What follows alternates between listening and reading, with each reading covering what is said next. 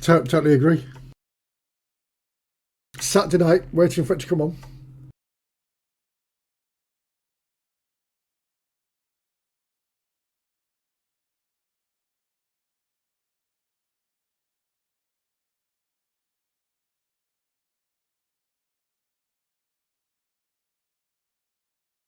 And he wrote back.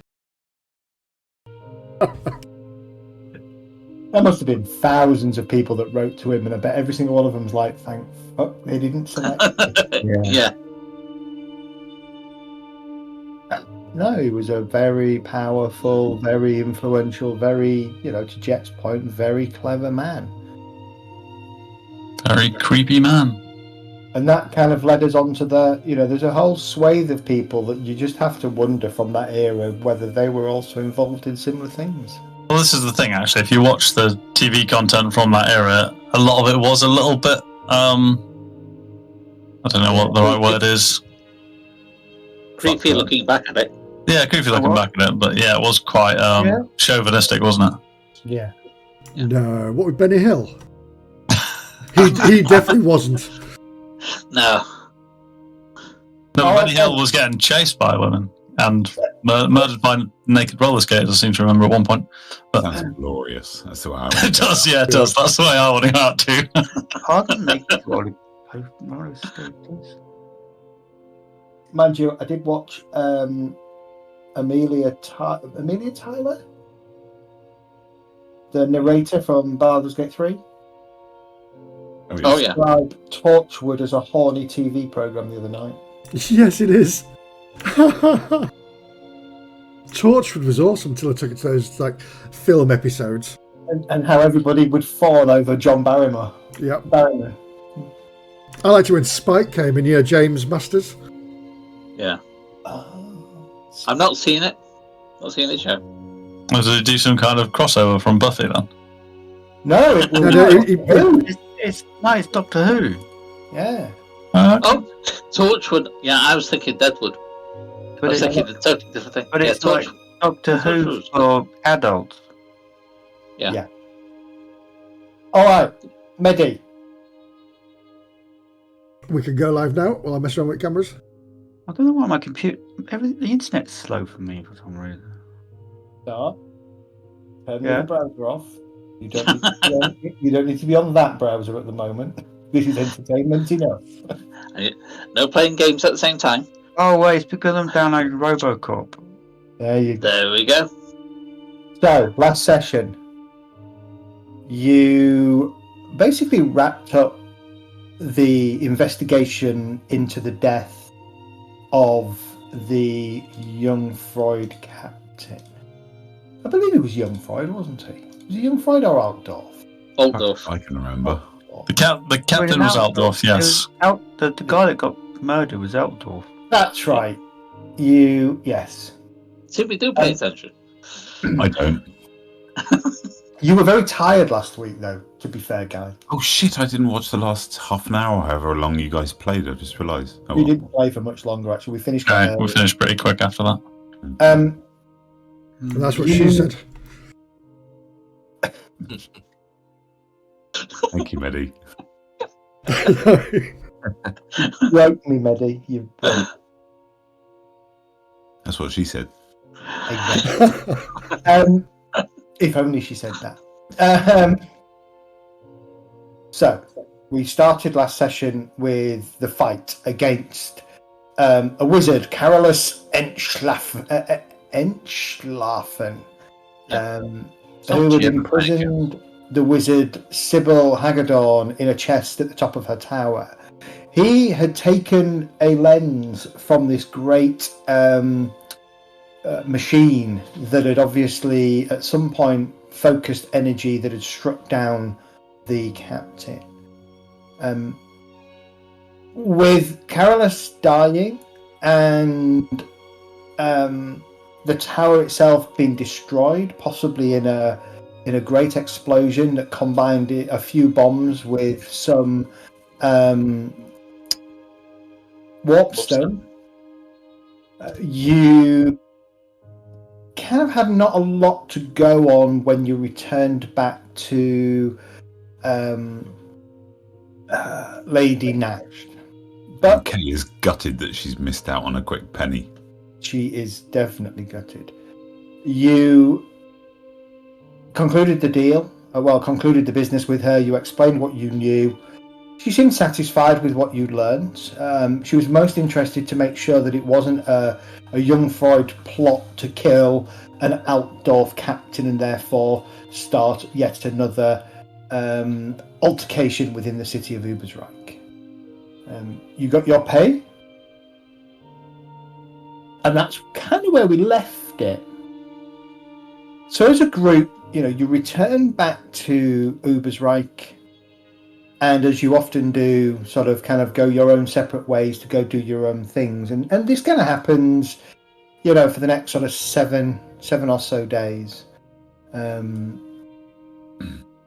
Money starts to dry up as you go off and spend money on your favourite things.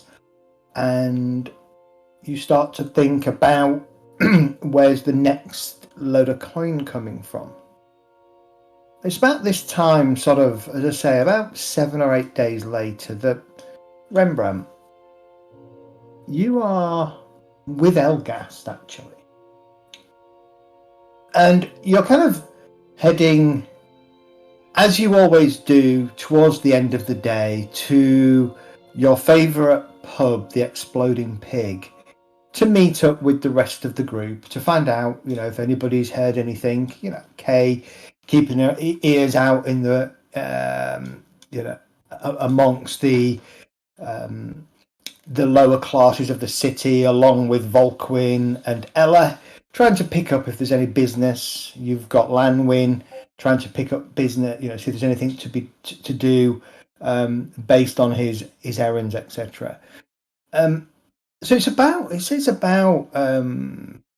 time is it? It's about 6 o'clock in the afternoon, 6 o'clock in the evening. And the pair of you are heading sort of from the merchant quarter. From the other side of the marketplace over towards the merchant quarter. I'd like both of you to give me an average perception test, please.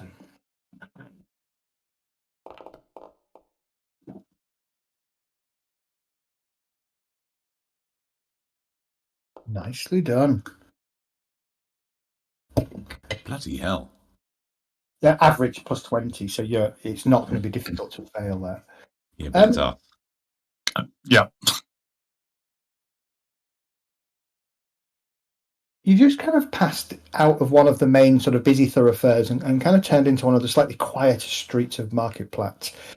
Elgast, you've had this feeling for the last 20 minutes or so that there is somebody following you. And as you kind of turn, you manage to catch a quick glance. What you kind of register in your head is red. And Rembrandt, you also realise that you think there's somebody following you. You're right, Elgast, there's definitely someone after us. Yeah, Have you spotted them? just saw a flash of red. That's as much as I managed to make out. Or like a cloak, or? I don't know. I just saw a flash of red. It could have been cloak. It could have been what they were wearing. It's not the best colour for following someone, is it? No. Should we turn around and go back the way that they came from, in case they're hiding out? There is an alleyway off to your left as you're heading down this road. There's an alleyway across the road on your right, a little bit further along. The road itself, it's not quiet. There are a few people milling around, but it's off the main thoroughfare, so it's not hugely busy with traffic. We should try and dive in the alley, or one of us carry on and the other try it? Yeah, I'll carry on. Because I'm tall, it's going to be harder for me to hide. And I don't know, I'm 6'3" and built like an absolute brick shit house. Oh, I'm 6'1", so I'll hide. Yeah, you are both actually quite tall for a typical Empire man. I am reasonably stealthy, I think. Although mail probably does impact that, doesn't it? A little bit, yeah.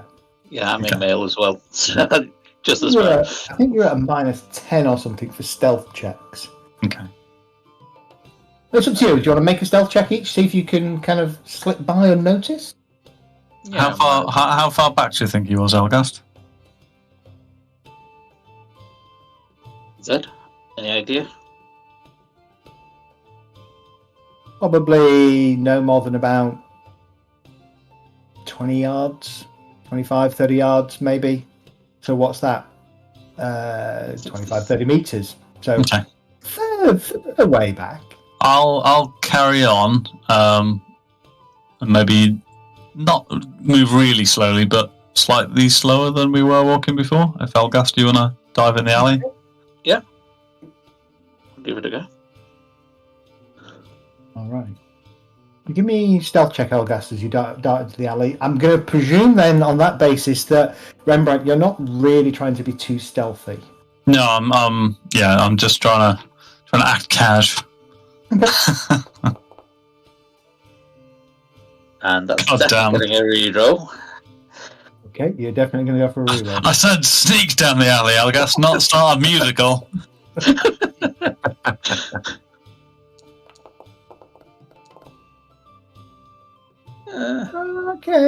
Okay. Actually, I can't. I'm not taking that deal. No. That nearly happened. So, have you got no fortune left? No, it's because I just used the fortune points to reroll. Yeah, It you won't can let do me. Yeah, you can Yeah. do one. Okay. I thought you could do one of each. Interestingly, the figure, Elgas, you dart down the side alley and kind of bring yourself up as close as you can to one of the dark side of the alleyway against the wall, trying to look as innocuous and not there as possible. For a brief second, a figure, and again, you register blue and red this time, as this figure kind of strides by, looks briefly down the alleyway, but continues, and you can see him kind of definitely kind of stretching up a little bit, because he's a lot smaller than you both, and he's kind of trying to stretch up and look over the crowd, but his eyes are definitely fixed, possibly on Rembrandt. Okay. Oh, give it count to 10, and then I'll follow behind him. Okay. All right. Give me a perception check. Give me an average perception check as you come back out of the alley after your count of 10. Ooh. What is going on with my rolls tonight? Got this me one was from last brilliant. week. So at this Oh. point, you're looking around and you can't see him. That's odd. You're looking for this flash of blue and red, and you're just not seeing it at the moment. Rembrandt, as you come to another corner of the road at this point, you can continue onwards, but continuing onwards is going to take you sort of towards the exploding pig, but actually more towards... I'm still kind of at the edge of the marketplace, right? Yeah, you're probably over this kind of... Having not heard anything from Elgas for probably 30 seconds, 40 seconds or so, Yeah, something like that, yeah. I'm going to start browsing some wares on a stall in a fairly obvious place. So you come out into the marketplace then, probably over this side. The exploding pig, I believe, is here. So yeah, so you're probably kind of heading from down here somewhere, and you kind of coming across. Okay, so you come out into the thing and you start. You stop at one of the stalls. It's just like yeah. I have a glance back under the pretense of browsing the wares. Give me a challenging perception test. I'm looking out for Rembrandt because he's going to be easiest to see, being taller than the rest. And not hiding. Yeah. Ugh. Everybody's a bit bad at the moment. Okay. You are stabbed in the back. Rembrandt, you see Elgas stride out into the edge of the marketplace and he's kind of looking around. He sees you, nods and heads over towards you. I kind of make the pretense of showing him one of the things on the table. I'm like, any sign? No, So it's blue and red who's wearing. Hmm. Seems to have lost him at Gentlemen! A pleasure. When you're following somebody, sir, I suggest you do it a little bit more stealthily. Don't give yourself away so easily, my good man. Let me introduce myself. And you can see kind of from under a shawl, it kind of throws the shawl off, and you can see this middle-aged man, greying hair. Tucked under his arm is a blue cap with a long set of red plumes on it, and he looks a little bit like this. I had his picture open a second ago, and I lost it. Some kind of Ponzi peacock. notice with that skull on his hat. The tattoo on his arm, does that have any significance? Hang on a second. Seems to be a tanned middle-aged man with grey and dark hair, dark brown eyes, and a closely trimmed salt and pepper beard. Although it doesn't really show that on that picture. Does it? Very closely trimmed. Very closely trimmed. Dressed in a rather drab informal clothing, a brown leather jacket, soft felt cap decorated with blue and red plumes, and dark boots that have definitely seen better days. Give me easy perception tests. As you quickly size the man up. Nice one. Yes, so you notice the tattoo on his arm, but you also notice that around his neck is a pendant with exactly the same iconography. Both of you would recognize it as the symbol of Verena. That's, what's that, the god of justice or something, is it? Or is that- Yeah. Yeah.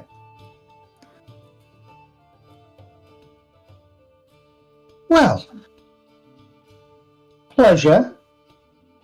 Maybe not the best place to talk, but I've been following your reputation for a few weeks, and I must say I'm quite impressed with what I've heard. Perhaps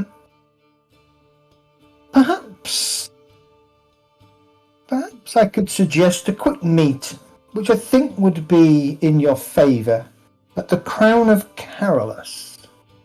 Shall we say 8 o'clock this evening, gentlemen? And bring your friends. What's the Crown of Carolus? Have we heard of it? I'm going to see if it's...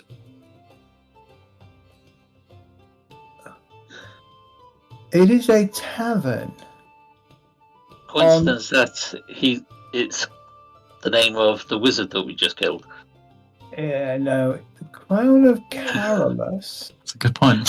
isn't actually on Yeah, maybe not. on the map. Just remember, we don't have the name tags at all. Yeah, I'm looking for it at the moment, but I can't find it. So it's somewhere on the southern. It's probably somewhere. Let me just have a look, see if it's in the. If it's in the.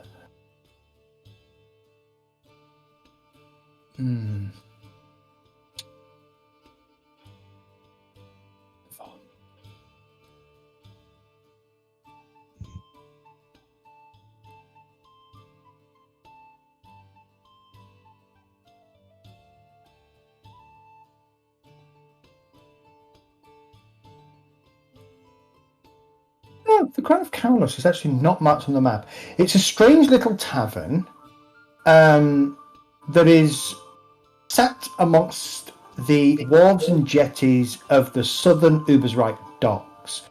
You would know it from your brief time in the Watch. It is very much an out-of-place building, looking more like something that should belong in the grassy Averland hillside, rather than the seedy part of Ubersreich. You do know it as a place for merchants to relax and cut deals with each other and with many of the stevedore captains. It is a bijou, sort of a small bijou place with white walls and terracotta tiles. And with that, he kind of takes his hat and he flourishes a bow, puts it on. Do you have a name, sir, before he leaves? Oh, yes, of course. Andreas.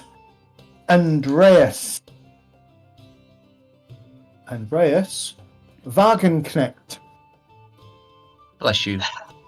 Wagenknecht. And he says, and he flourishes his hat again. And you, sir, are Rembrandt Dockstein, and you are Elgas Meerman. Correct.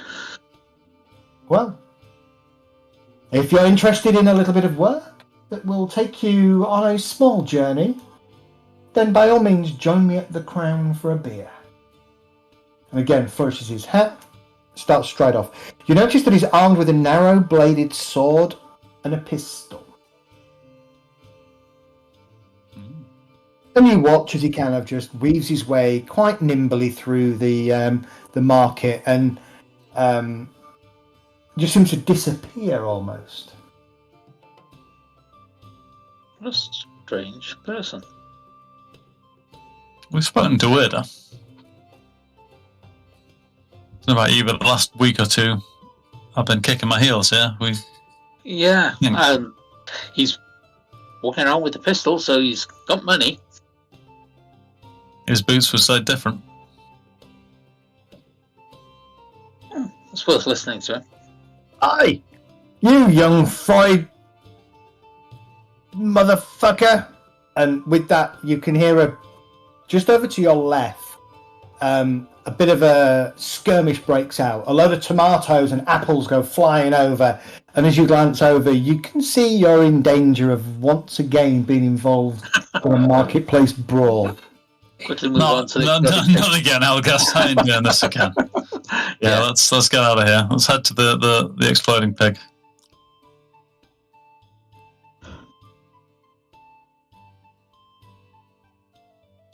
I think it was a bit loud then, and the wife heard me swear.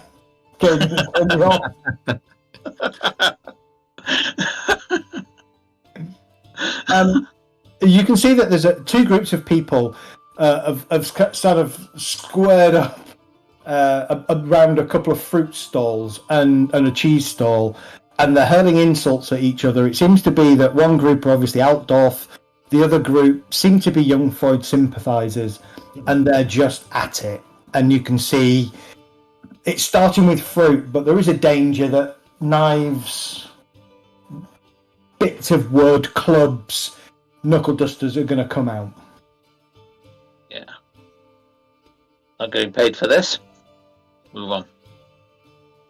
Absolutely, let's get out of here. What's a fine for that?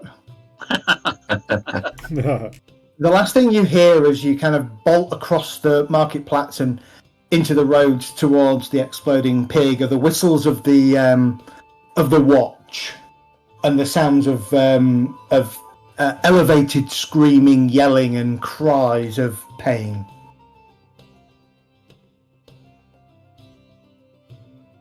But you make your way over to the pig and get yourself in, and you can see the rest of your companions, as always, sat in one of the corner tables, nursing ale and swapping stories of the last few days. Evening all. Evening. Hello, Elgas, Rembrandt. How you been doing? Not bad. Just had a strange encounter. Someone's potentially offering us work. Anyone else been propositioned with work recently? Well, I get propositioned with work all the time. Yeah, I don't mean messenger work. Can you check this here? Well, if I had some bombs to sell, I'd be able to sell them, but instead they're all stuck to bits of Thomas plastered over the remains of a tower somewhere. Yeah, you never did tell us how you got hold of them bombs. Or what? Fell off the back of an horse. But not been my horse. Your horse isn't big enough.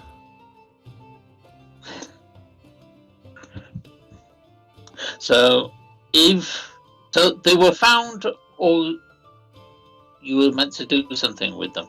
No. We were just, taking care of them for a friend. And is that friend going to be coming to get them off you? I'm just wondering whether we've got more trouble heading no, our way. No, it was nothing to do with Ubersreich at all. You don't need to worry that's about that. No, it's fine. Everything's fine. Apart from the fact that Thomas is in lots of little pieces somewhere. Well, he kept fiddling with them in his pockets.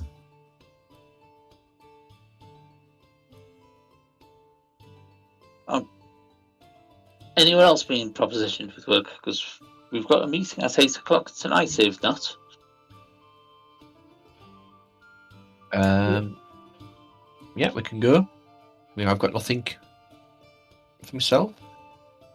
What work is it? Don't know yet. That's what the meeting's about. We got approached on the way here by someone called Andreas Wagenknecht. Bless you. Who was wearing a symbol of Verena. I said that he might have some work for us to meet him later on. Discuss it if we're interested. Sounds interesting to me because I'm bored. What's the symbol? Would I know what the symbol means? Probably not. Sorry, did I miss something? Symbol? Symbol of Verena. Oh yeah, well, you know, it's obviously Probably- attached to one of the churches or an arm of the church at least. Or he's just a worshipper.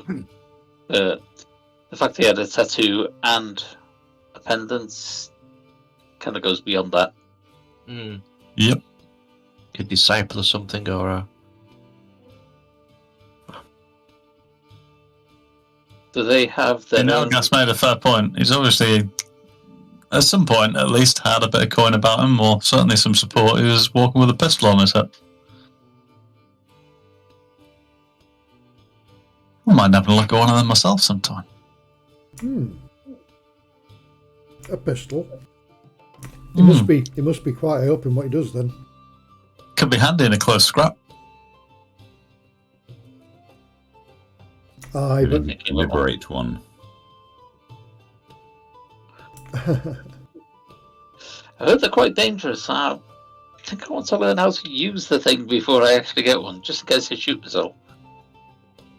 So what Sure, happened you're when it fine. hit Thomas? so 8 o'clock tonight, you say? I did, About but an yes. hour or so from now. Yeah. So why don't we finish up in here and head over to what was it called? The Crown of Carolinas. Oh, Crown of Carolus. Carolus. That name rings a bell. Were you sneaking in the crowd, or we just didn't spot you because we haven't told you that? Oh, sorry, I thought you did. Mutant, he's a mind reader. Kill No, him. we don't. I'll rewind that. Sorry. That's all right. I was going to tell you, but you already. I just confirmed it. Okay, how do you know? But yeah,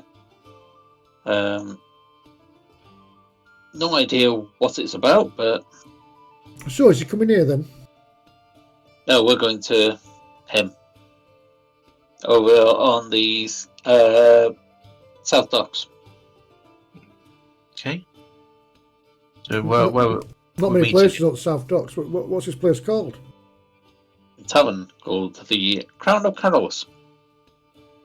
That name rings a bell.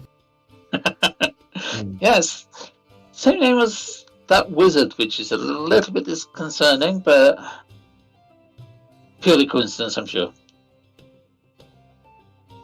is it a better quality pub than the one we're in? Exploding Pig. More middle class kind of thing. Yes, it's more middle class. For sure. As we're walking through the marketplace, I want to see if I can see Edith, who was the beggar that I spoke to on our last trip here. Oh, Edith. Edith Frey, I think was her name, PF something or other. Just to see if she's knows anything about this dude that they're talking about, or if there's anything going on in the city, or why the tension is rising between the two factions, or anything like that. Okay. You can see Edith in her usual space, actually, occupying her usual place in the market, kind of handing out or passing out small bits of things that she's made with her hands to try and make a few coins. She kind of sees you as you're kind of scanning around for her. She kind of looks, and she kind of looks up at you, and then she nods, and then she gestures to a small side alley. I'll follow her. And she kind of pushes herself up and bundles up her stuff and kind of walks to that alley. I'll follow her there. Okay. So what's going on in the city at the moment? Why is it? There's people fighting. What's it all about? Oh, the other thing is there are at this point there are probably as you come into the merchant quarter. Well, technically, you don't need to go to the marketplace to go to the thing, but you can take a swing through the marketplace anyway.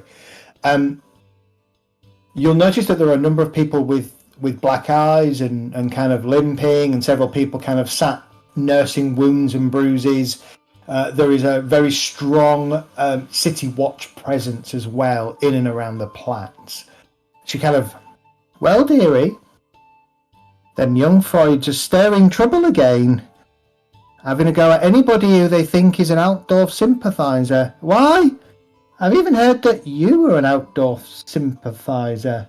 Something about helping her ladyship solve a bit of a problem a couple of weeks ago.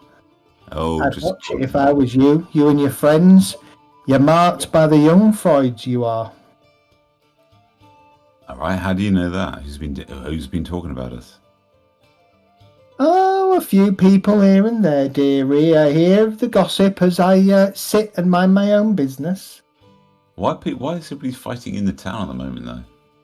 It's been stirred up by some of the sympathisers. There's one in particular, a woman by the name of Lorbeer Weber.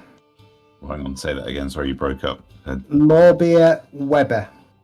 Lorbeer Lorbeer Weber. She was a minor member of the Young Freud, she was, but she's one of the few that are left, and she's been gathering the sympathisers.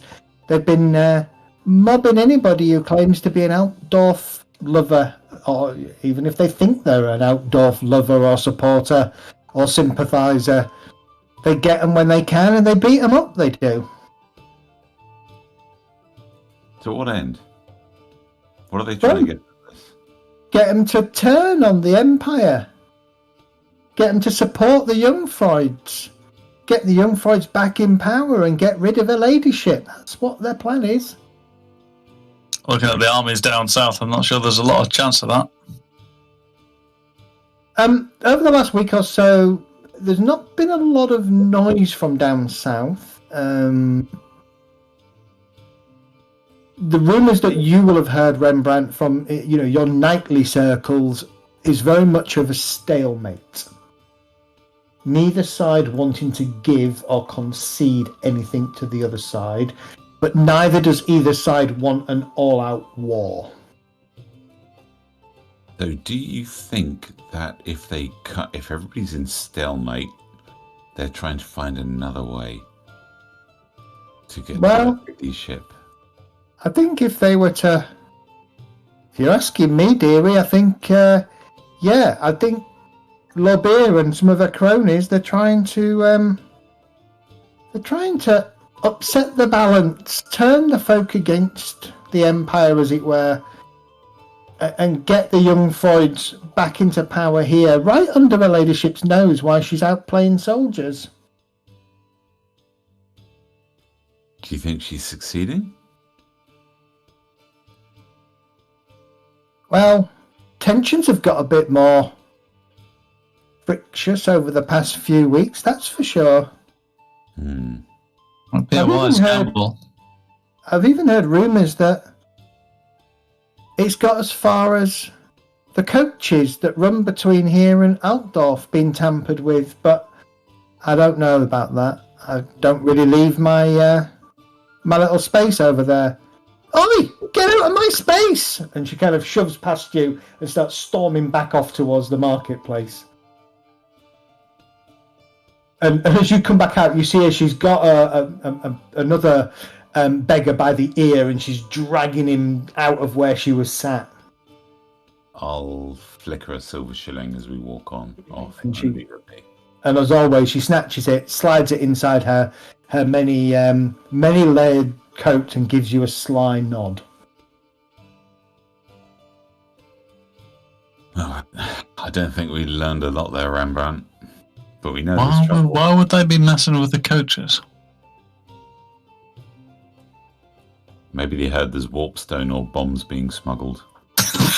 I wonder why they might have heard something about that. Well, didn't you say you and Thomas had some bombs? Well, it's funny you should mention that. I've been meaning to mention something for a while, so we did have a... I mean, anyone who messed with warpstone would be an idiot, right? Right, yeah, but I think you should talk to Thomas. Oh, wait. No, so, all right. So we went into the Jungfried army camp, and our job was to try and smuggle bombs into the city.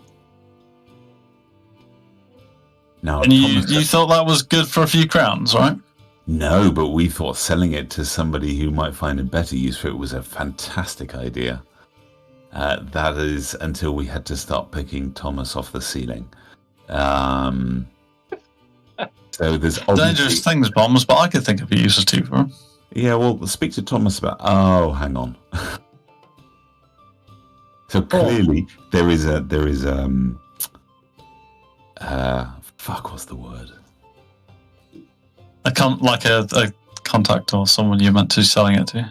There's somebody that we're meant to be selling it to, but there is an organised effort at trying to get people armed or to create destruction or disturbance in the city, and this is where I didn't note down. I did note it down. We needed to take the item to Salomon Alexander. Fuck, I actually wrote something down and remembered something. Nice. What are you suggesting, that we try and shake this guy down for a bit more intel, or? Let me just flip back to Edith. Edith, do you know anybody called Salomon Alexander? I think he hangs out in the merchant quarter. Yeah. He's a lumber merchant. Brings wood in from the surrounding areas, so I hear. I think he was a Jungfried sympathiser at one point, though. Seems like he's kept his head down lately.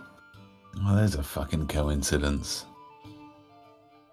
I wonder if it'd be worth going to see my friend Ruprecht, who is the beggar who lives in the merchant quarter.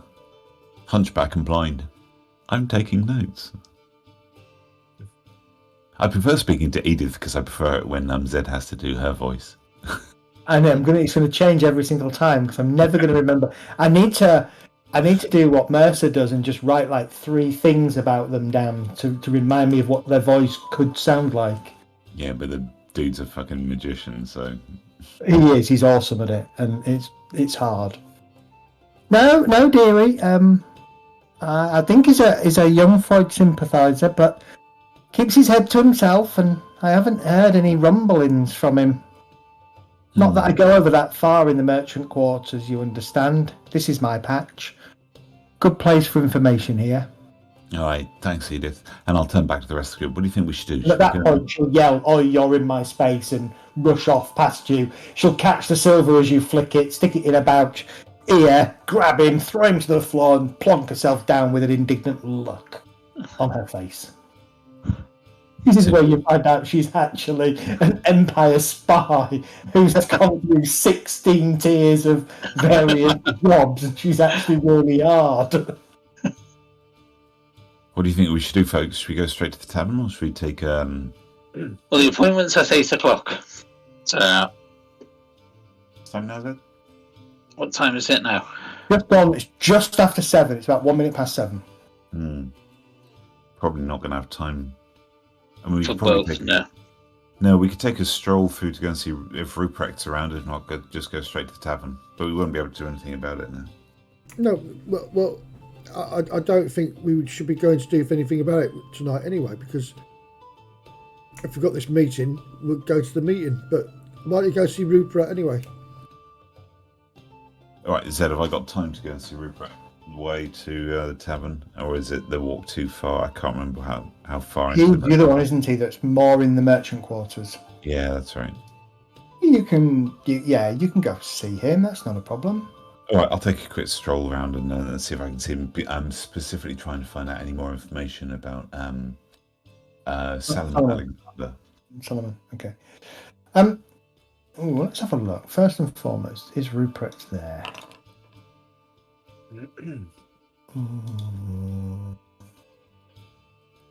Okay.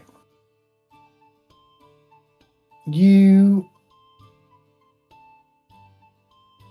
get to where he usually sits, which I think is in a doorway of a building near the apothecary, if I remember rightly. Von Holzenauer's potion shop, I think, is near there.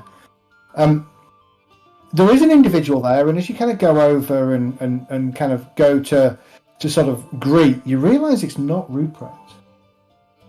Somebody else, scraggy, kind of ginger hair, bit of a scraggy, gingery beard, looks a bit like a ginger Shaggy.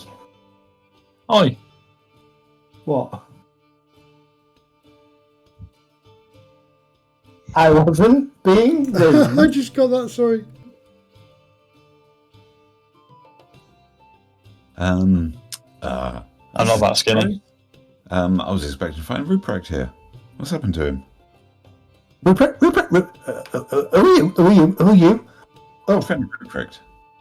Oh, the what's got him? What's got him? Oh no! What's he been caught for? What's he been held for? He got caught up in the mess the other week. 4 days ago. Not again. Which mess was this time? Apparently, he was a young Freud sympathiser that was spreading gossip about the Altdorfs, and some of the City Watch didn't like it, so they got the Altdorf army involved. The Altdorf army carted him away. They did. Apparently, they said he was going to blow something up, but I don't know anything about that. I really don't.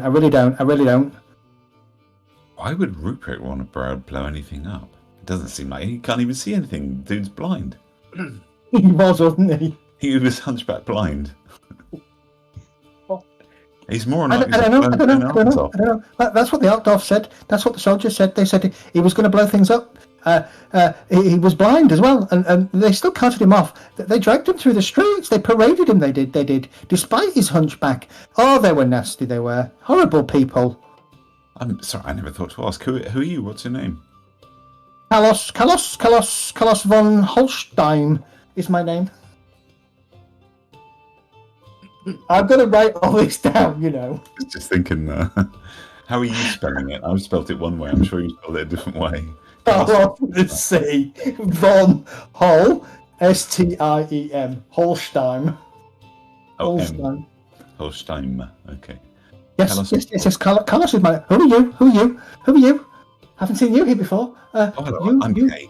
I pass through here with my friends from time to time. Oh. We actually came looking for Rupert because we're trying to find where Solomon Alexander is. You don't know him, do you? The wood merchant across the way over there, and he kind of shakes shaky hand as he points. Opposite side of the road, sort of 100 or so yards down the road. Quite generous man he is. Quite a generous man. Yeah, he's very good. He gives me a brass penny as he walks by every day. Every day he does. Brass penny.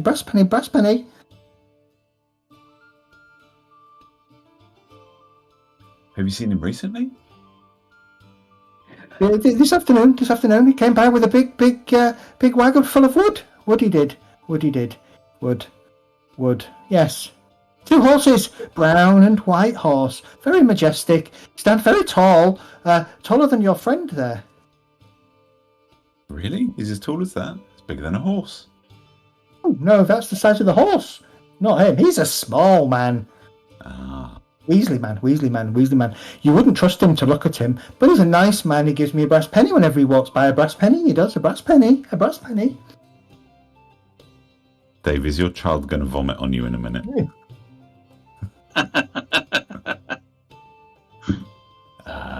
All right, well, if he's still around, he's still in the city, I reckon we can make a move. And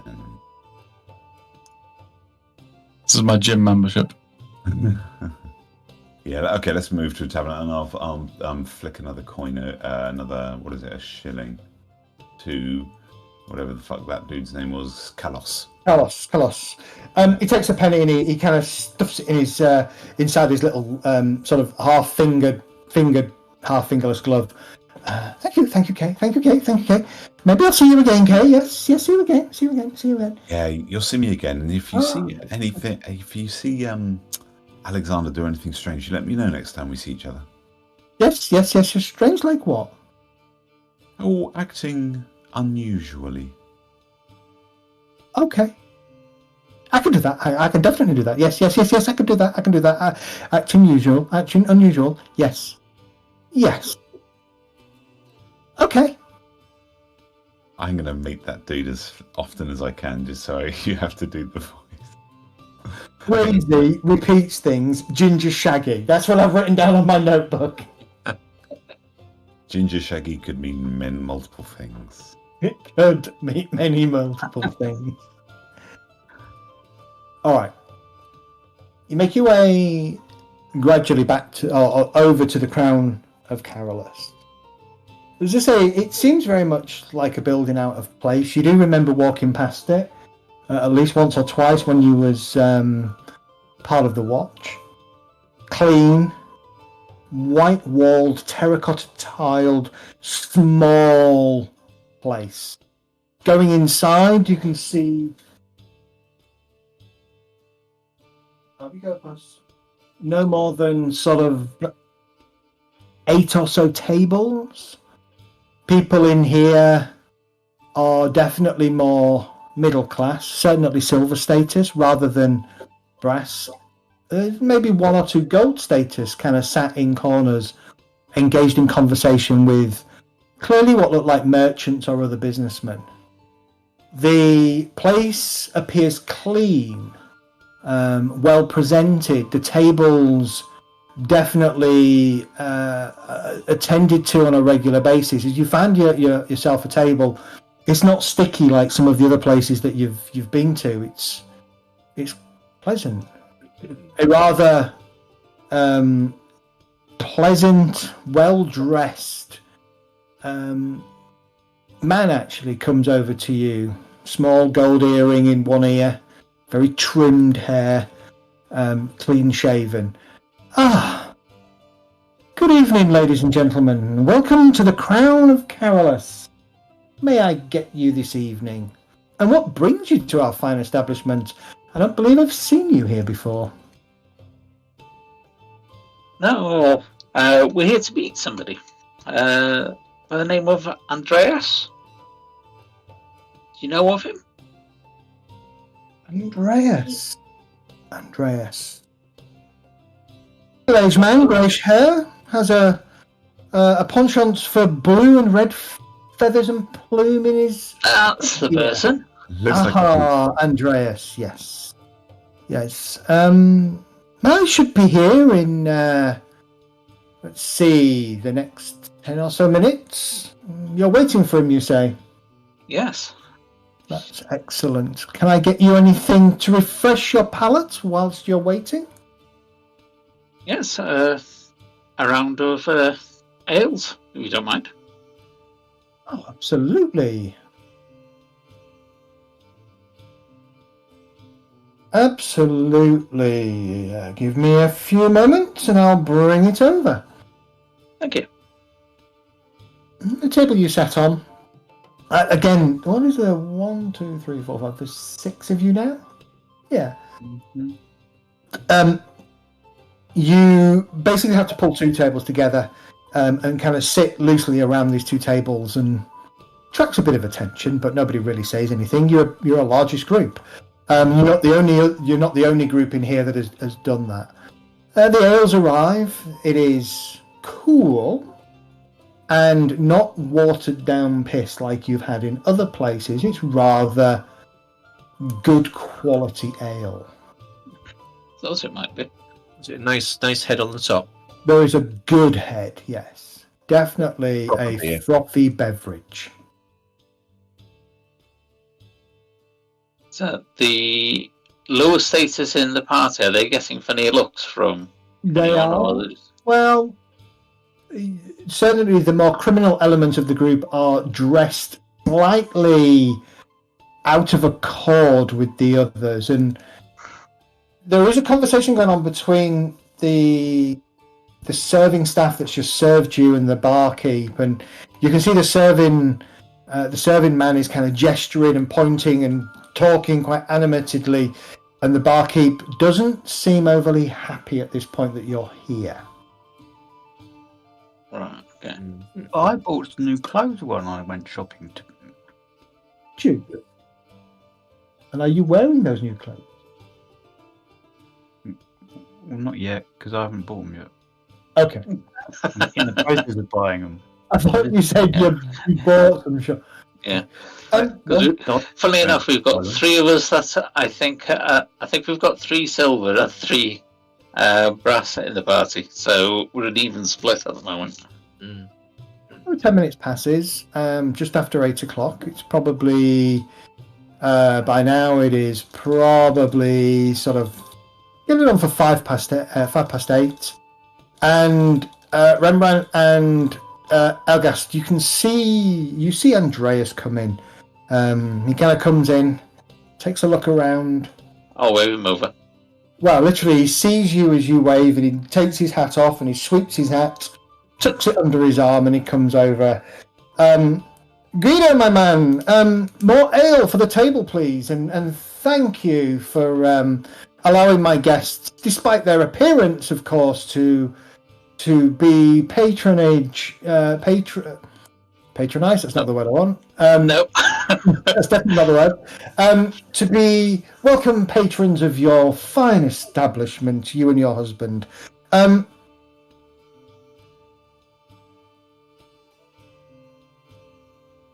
Must be the rest of you. Miss Ella. And he holds out his, he reaches down to take your hand. I give him my hand. He kisses it very gently. His salt and pepper beard slightly scratching the back of your hand. Lanwin! How goes the messenger service? On time as always, I hope? Always on time, I love you know. I love you know, it is. Yeah, but no, very good. And thank you for asking it. And I'll reach out my hand and I'll shake his. He kisses the back of your hand. Miss Kay. Miss Kay. Your reputation. Oh. Edith. She's a great girl, isn't she? We get along just fine. Yeah, I've heard. Yes, you look after her, she looks after you. In your line of business, that's a very, very good quality and a very good thing to do. You know, you and I, we not quite the same, but I think, you know, our lines of business have some crossover. Ah, Mr. Volquin. Wanted in 4 cities. Good to see you. Oh, I'm sure it's more than that. Well, I grab his Rembrandt elbow. raises an eyebrow. I grab his elbow with one hand and I grab his hand with the other and give a really strong shake. and he returns it. Oh, impressive. You know, I thought so. And he's kind of, as he's saying this, he kind of puts his hat down to one side and he kind of slides in next to Kay and just kind of gives her that little bump with his hip to scoot a little bit further up so he can get more into the table. Well, impressive. It sounds like you all do all sorts of work. As I said, I'm in a similar line of work myself, investigations, contract by contract. Do you know, as I said to you, Mr. Rembrandt, Mr. Elgast, I could have a use for people such as yourselves. And it's all tied up with what's going on in the city at the moment, and this, and to be fair, yeah, this fracas between the young Freuds and the Altdorfs, it's getting a little bit out of hand, and somebody is making a lot of trouble for a lot of people, but in particular for the coaches and coachmen of Ubersreich. And it's my job to find out who, but as I said, I could really use some help. And of We course, heard somebody was trying to smuggle bombs into the city as well.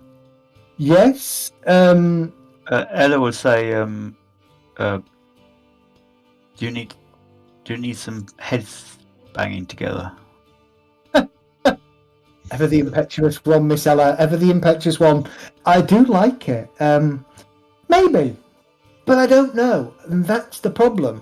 All I know is, to Miss Kay's comment there, that there are some very nefarious things happening here in Ubersreich, but I think they're linked further afield, and I think they are linked to the good coach folk of the city.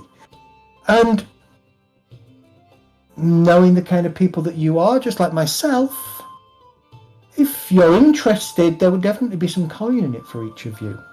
Not a lot, but there would be some coin. Do you mind if I ask what is our reputation? What is your reputation? I'm asking Andreas. Oh, Andreas. I've heard that you are people of your word. When you say you'll get something done, you'll get something done. I've heard that you don't always jump to conclusions based on what you see, but you take time to dig a little bit deeper. That you mete out justice where justice is needed, and you're also lenient in your justice. Why, just earlier this year, I heard that you let a wanted man go under the guise of the Sigmar let a wanted man go. third strike law. And of course, we all like the third strike law. If things happen to prevent an execution, it is the will of Sigmar, and the will of Sigmar is very weighty here in the Empire, though Sigmar is not necessarily my calling, of course. But Verena, Sigmar, we have an understanding. Other things. You were held in a quite high esteem by the people of the, dare I call it, the slums of the city, when you served your short time, unjustly so, as members of the Watch. You bravely fought the Teufel Terror. You uncovered a criminal who wanted to murder his who wanted to murder her partner. You're a very well-informed man. Let's not forget the slaying of trolls. This thing, that's a Teufel Terror. What's Teufel Terror? Beg your pardon. Well, The Slayer of Trolls. I gestured towards Kay. I've actually changed my name on my name sheet to Cayman Troll Slayer Gothalsman. well, Need to. people talk, people listen. And as I said, I'm an investigator. I think I'm good at what I do. And as such, I picked up a few things, and I've been looking for just the right people to help me in this endeavour, and you were my first choice. Do I think he's legit when he's saying that? Give me an intuition test. Assuming challenging. Yeah, anybody can make a challenging intuition test? Oh, hells yes. Yeah, not very set.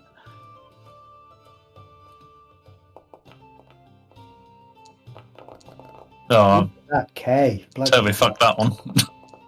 Elgast, you're falling for the flattery. Rembrandt, you've fallen for the flattery. Head over heels. Absolutely. Anybody else want to make an intuition test? Landlin? Then I'll do a Alfred? I've challenge. done mine. I've done an intuition test. Oh, that's because I've not scrolled to the bottom of the thing. There we go. Ella, okay, that's good. Lanwin, very good. Volquin, okay. So, the general feeling that you get, he's well informed, for sure, and he's genuine about what he knows. He seems genuine about wanting, no, in fact, not seems, he is definitely genuine about wanting your help. And he is flattering the fuck out of you to get it. That's what worries me. I'm assuming. So you haven't picked that up, but the others have. Those with successes, Lanwin in particular, you've picked up that he is flattering the fuck out of you. So he needs our help. Yeah. Good question. Yep. The Jungfreuds, are they? I mean, the Pantheon.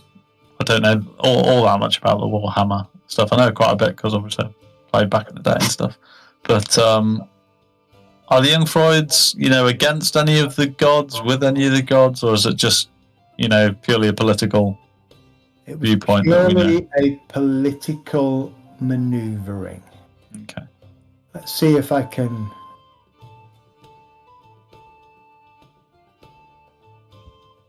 I mean, as much as I've failed my intuition, Rembrandt's still a bit suspicious about this guy because he knows so much about us. Yeah, I'm the same. So,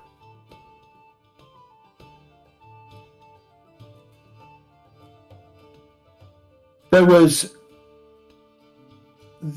in recent times there was tension between the Duchies of Wallenstein and Ubersreich. Ubersreich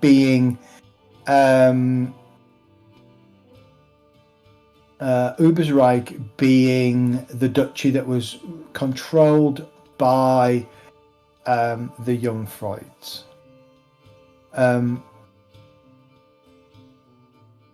For some reason, the Graf Sigismund, who is the overall ruler of the empire, stepped in and sent a very large, very powerful Altdorf army to remove the Jungfreuds. Nobody knows quite why or what drove that. Some, Kay would know, based on her background and what she can pick up from people, that there were some in the Altdorf camp that simply felt the Jungfreuds had got too powerful based on their wealth and the holdings that they had in the Grey Mountains. And that was the real reason that the Emperor stepped in. So the Emperor felt threatened or... Correct.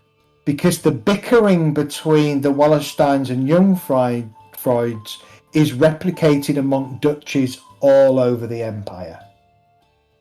But this, for some reason, was slightly different. So him, Andreas being connected to Verona, nothing to do with this that we would necessarily think at the moment. Okay. Yeah. And the counter problem, the thing that the Jungfreud agitators are trying to stir up, and they're stirring it up potentially all over the empire. You don't know, but they could be stirring it all over the empire. If the Emperor's done this to one powerful family, what's to stop him doing it to others? And so there's a load of political wrangling going on. And by threatening things like the various coach houses that run the stages between the various cities and having them disrupted, starts to cast dispersions on whether the Altdorfs can protect their interests, Yeah. or whether really they should step away and go do what Altdorf does and protect the borders and leave the duchies to do their own policing, and therefore weaken the potential political clout that the Altdorfs and the Altdorfian army has. Okay. So there's a lot of politics involved in the statement of the Altdorf army came in and took out the Jungfreuds. Yeah. Andreas, you're talking to us with very flowery words and much grandiose, and more than what our former captain used to say about us. We don't know you, and it seems you know so much about us, about our many exploits and our heroics. Suspiciously. But that's not. I mean, you've come here to talk about a job, and yet we've not heard about anything about it yet. Well, to business then, Master Landwim. So, it seems that, hard as it might be to believe, that a lot of the trouble that's been affecting life here in Ubersreich, particularly in regards to all this hysteria that's recently been whipped up about these visiting troops from Altdorf, is actually down to a single individual, a representative of the Four Seasons coaches. Elika Hock is her name. Have you heard of her? No. You Not a can name make- I'm familiar with. you I can don't make think I a have. law local if you've got it, None of it. I got it. or you can make a one step harder than challenging law Reichland. Oh my God, who's that? Don't have that either. Look at that. Jesus. What difficulty roll for a local? Just a standard challenging. Oh, that's nice that Kay's got that. Yeah. Yeah. Just call her Troll Slayer if you want. My only law is torture. Yes. You can make a torture roll if you want. It won't help you in this instance, but it will It's give you the, some ideas about the best way to torture this guy to get information from him. yeah, it's the only law skill I've got. Pair of thumb screws. All right, Kay. Elika Hooch, or Hawks, actually, Elika Hawks, is, as he describes, a representative of the Four Seasons coaching that is often found in Ubersreich, generally staying at the Bridge House. But for all your information, that's what she is. She shows no particular favour to either the Altdorf army or the Jungfreuds, and seems to run the Four Seasons coach with efficacy. Okay, I wouldn't know any other details about her or her business or... No. We've been to the Bridge One of House the before, haven't we? Four Seasons Coaches is one of the four main coaches that runs routes all across the Empire. What you'll know, and what you'll all know, is throughout all the roads have coach houses, which can often be, they can be anything from just a standard inn to a very heavily fortified inn to an inn in a city. And each one is generally run by one of the coach houses. Sometimes in bigger cities there'll be multiples, one for each of the coach houses or a couple for each.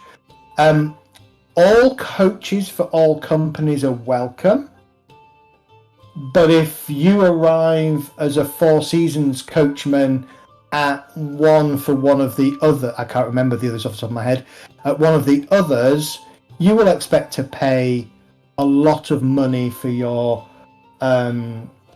your overnight stay and looking after horses and stuff.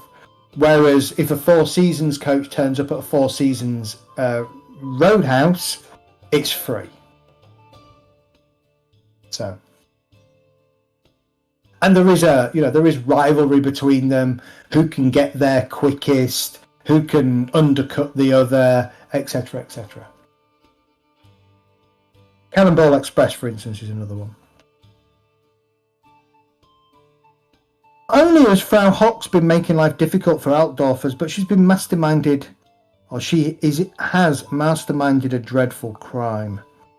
A couple of weeks ago, a coach belonging to the Imperial Expressways line left Altdorf for Ubersreich, but it never made it as far as Blutrock. I've reason to believe Elika has been sponsoring acts of sabotage along the route in the hopes of driving Bridgehouse Inn out of business. I've heard that she's been up to all sorts of mischief, sponsoring highwaymen, tipping off thieves to the coaches' schedules, working to lame horses with pits in the road. Whilst I'm confident of her guilt, I need evidence, and I think it can be found alongside this missing coach.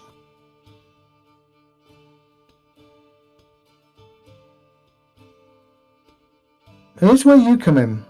There's a Cannonball Express coach due to leave the Bridge House in an hour's time. Space on board for all of you. I'll be leaving as well tonight, taking a horse to the crossed axes at Bruchtbin. That was one of the last places we can confirm a sighting of the missing coach. There must be evidence of this coach to be found on the road between Blutrock and Bruchtbin. Find it? Your reward will be a purse of 10 gold crowns each.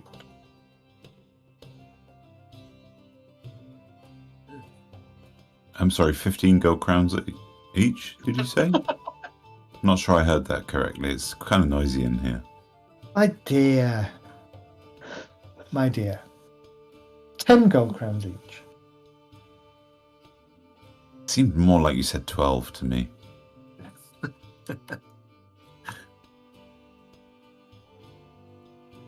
10's a round number. 12's a more interesting number. Maybe it would be 12 for somebody who would shake on the job and agree to do it. And he kind of smiles at you and just holds his hand out.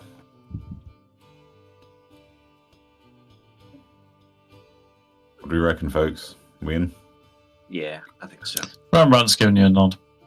Yeah. All right. It's a deal at 13 gold crowns each. 12 gold crowns, my good lady. You're very clever. Oh. If I wasn't paying attention, I'd have agreed to 13, but 12 it is. Rembrandt just says 12's a better number. 12's a hard number. Leaves me a little bit short, but needs must. As I said, I need your talents for this job. It's definitely more than a one-man job. So, Let's be honest, what are you expecting? Foul play? Thugs? Bandits? oh, the Skaven? usual on the road. That's why I didn't like 13. Don't give him ideas, god damn it. The usual on the road, Master Rembrandt. Bandits, perhaps? Beastmen? Beastman. Altdorf? Road Been warriors? Beastman since I've been north. You really get Yeah. this far south? Not often, but one should always be careful. One should always be prepared for the unexpected, especially when chaos is involved. Yeah, we've had more than enough encounters No. with that. I have to say that I expect chaos to be involved in this. I think it is simply a matter of... Yeah, Rembrandt was giving him a dark look until he said that. Yeah. I think it's simply a matter of nefarious deeds from Frau Hock's point of view, trying to undermine both the safety of the coachways between Altdorf and Ubersreich, of course, undermining the reach of the Altdorf army, and her desire she might to have- abandon Bridge House. Thinks you might have some young Freud support in this action? Oh, very possibly, very possibly. They could be steering things from the background for sure. Not that it's something that we want to get involved in, but yeah, it could get difficult. We might make enemies for ourselves on this. Yeah, well, very possibly.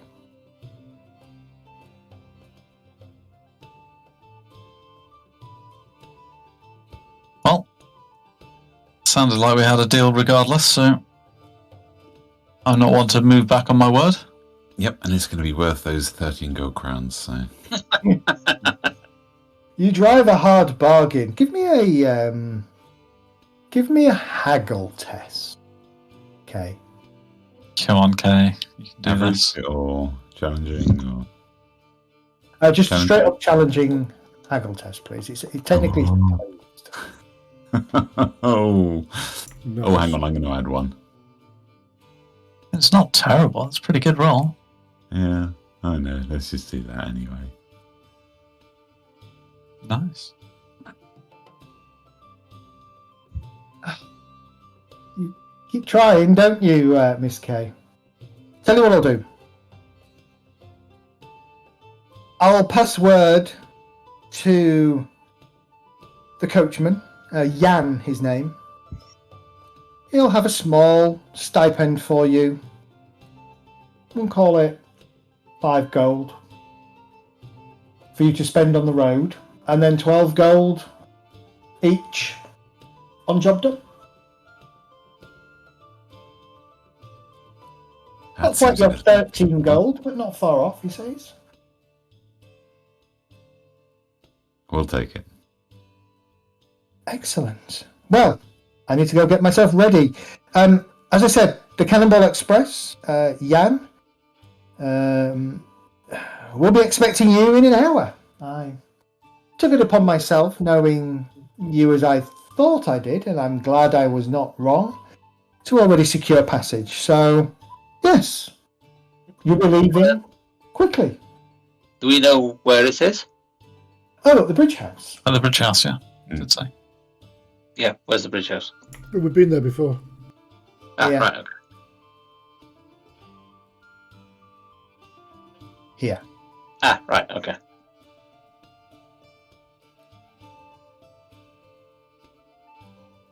Let's go ahead and take a quick 10-minute break. Okie dokie. Cool. Be right back.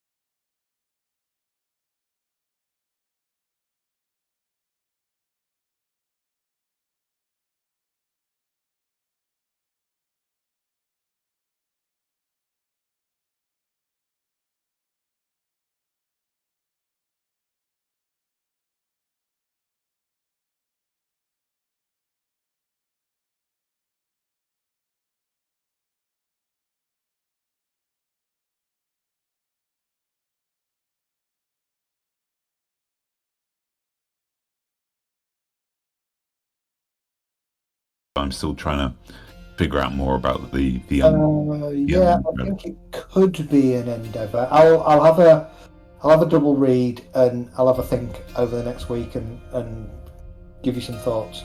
Yeah, no worries. I'm looking at trying to learn to read. Is that going to be something that's going to take a while? It's going to take a while, but is it something that's going to be easily done, or? You can do it. There is an endeavour to learn a skill. It's not a That's skill, what you though, normally is it? have. It's Talent. It's a talent. It's skills or talents. Oh, it's a talent. Sorry, right. Ignore that then. Yeah. No, but it's an endeavour for a skill or a talent, then yes. I thought it was a separate thing for talent.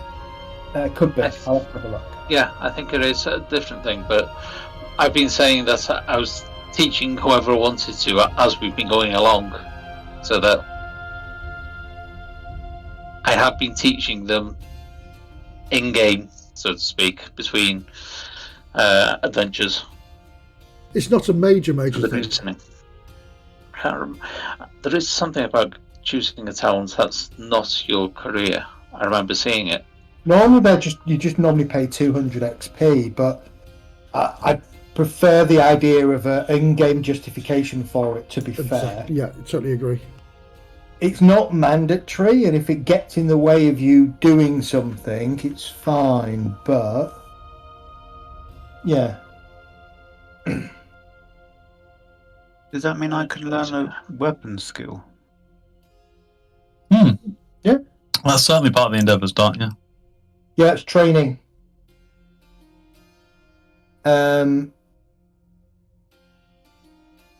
Right. So as a talent, you would need a tutor. That's what I was saying. That I've been kind of teaching Hellgast them as would- they go along.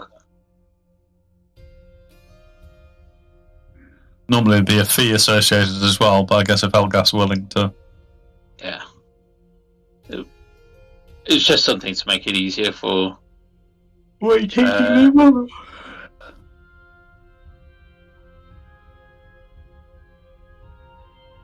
Reading and writing. Yeah, teaching anyone in the I've fantasy got that that wants as to. well, so I could also teach people. So it'd be really simple. So once you've acquired a tutor, you pay a fee to train in the talent, which is 2d10 shillings per 100 XP. If you pay the fee, you attempt a hard -20 test using the characteristic, so it'd be intelligence, or skill, so it would probably be speak Reichland or something, language Reichland. And if you succeed, then you would be able to purchase the talent. So you still need XP to be able to buy it, but you can purchase it. Yep.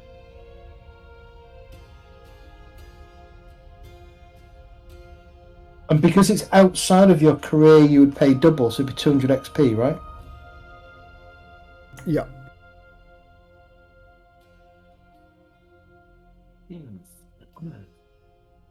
Yeah, so it'd be... See, the skill one, unusual learning, is. Let's see, what's your greatest use of feats of talent? There was something I saw on how much it was. It's Here we very go. strange. As a Training messenger. endeavour. Sorry. Yeah, it's the training one is training endeavour allows you to train in a skill or characteristic outside of your career, but that's not a talent. Because that In would addition be to normal normal to be people. cost. Yeah, so I think unusual learning is talent. I would say Yeah. it would also require you to expend the normal XP plus 2d10 shillings per 100 XP that you've just spent. So because read write is a talent that's not in your current class's wheelhouse, it would be 200 XP to learn it, so you'd need to then spend 4d10 shillings. However, the 4d10 shillings is for a willing tutor. If you've already got a tutor, i.e. Elgast, then, and he's been teaching you all this time, you could just make an intelligence check at -20 or a language Reichland check, and If you succeed, then you can add read write as long as you spend your 200 XP. Yeah. I just find it very strange as a messenger, and all the way through the career, you don't read or write. And Yeah, it's like- probably a job requirement, so that you can't read the mail. Very strange. All right. So. It's probably so you don't read people's mail. Yeah, exactly. But you need to read the addresses. That's a good point. So you've probably got 40 minutes, 30 minutes before you need to get to the bridge house and the coach. Well, I'm going to leg it back to my boardings and get Yep. my weapons and things, because Okay. I don't bring my bow and things to the pub. All right. So you can all take time to go back to wherever you normally hang out and sleep and live and stuff. Gather whatever belongings you want and get yourself over to the bridge house just in time for the coach.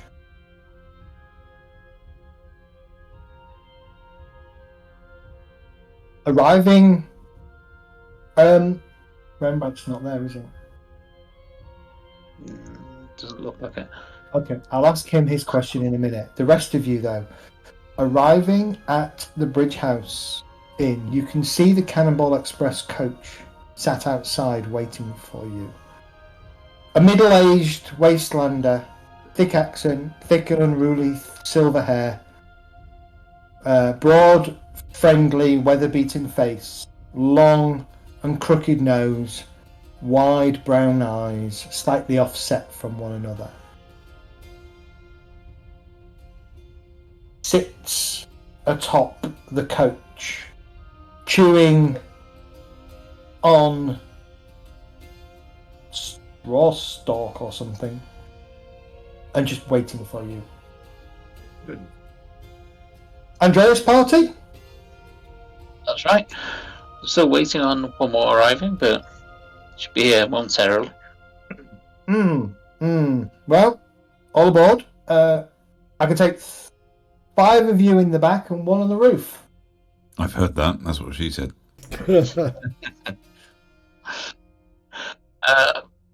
I'll ride. I was going to say, that was what I was waiting for. Is are you going to rock up on your horse? I am, yes. Ah, well, it looks like one of you's on horseback, so that means the 5 of you can ride in comfort inside. Okay. I think somebody should ride on the roof, keeping an eye out. Oh, with the ranged weapon. Yeah, Langburn, your eyes are good. That's someone who's very perceptive. I'll go up on the top there, but yeah, Andrea said you'd have something for us. Indeed. You coming up and riding shotgun with me? I think it'd be rude not to. Shotgun. If you'll pass me your blunderbuss, Does he pass you a shotgun? That'd be amazing. Yeah. He hands over a small leather pouch that clinks. When you look inside, there are 5 gold crowns in there. I'll pass that inside. Well, Andreas has asked me to drive you from here to the crossed axes. Stopping within reason if you ask me to. As to what else this journey's about, I know more. I know nothing. Okay. By the way, he does have a blunderbuss I thought he might have. Nice. in a small holder just by the side of him. I was thinking of buying a weapon, a ranged weapon, but I thought I'll wait until I actually buy the skills. I've got skill in bow, but I don't plan on using a bow. Actually, when you look inside the pouch, there are 5 gold crowns and 6 shillings. That's that's like I said, I'll pass it into whoever first reaches out for it inside. Do we have a picture of this individual? Yes, we do. I'll take it off you. The rest are criminals. So that your I'd probably give it to Rembrandt. So, He's on a horse. Actually, yeah, give it a remembrance. It's safer on there. I like his little bell. That's a lovely little bell, isn't it? Yeah. Yeah. The jingle as he clicks the reins and the horse sets off. Well, Andreas wants us out of the city as quickly and quietly as possible. He thinks you've stirred up trouble with some of the locals. Word has got around that you sympathise too strongly with the Altdorf troops. But, hey, none of my business. I'm not here to judge. Don't care whether you do or you don't. So, Andreas has arranged for you to stay in a tent at the flesh market not far from town. We can get there within about an hour, take some rest, get on our way early in the morning. Remind me, the flesh market is like for livestock, right? Correct, yes. Not human livestock. No. Yeah, we weren't going to be some of the stock. That's not far away though. You can walk there. Yeah, but it's it's outside out the city. Yeah, it's out the way. Yeah, but Yeah. it's over here. Yep. Top right. Not far away at all.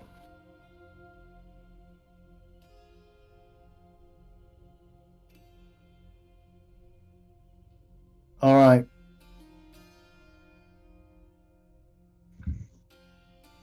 Did anyone else buy tents? Since nobody bought anything like that for the last trip, obviously in the mountains. Yeah, I did. I had a What? tent for the trip in the mountains. I wasn't Did you? stupid. Yeah, I had my gear, my tarp, my blankets, everything. Excuse me. As you settle down into the coach, as I say, with a click and a slight kind of click of his teeth, flick of the reins, the horses begin to pull. A man appears at the door of the bridge house, tall and hale, dressed in a white apron that covers his belly, his hefty gut. As you're setting off, he nods towards you all with a beaming grin. Good journey to you. Do we recognise him at all? It is the proprietor, Gunter Arbund. Gunter Arbund, that's a great name. Guten Abend. Arbund. Gunter Arbund.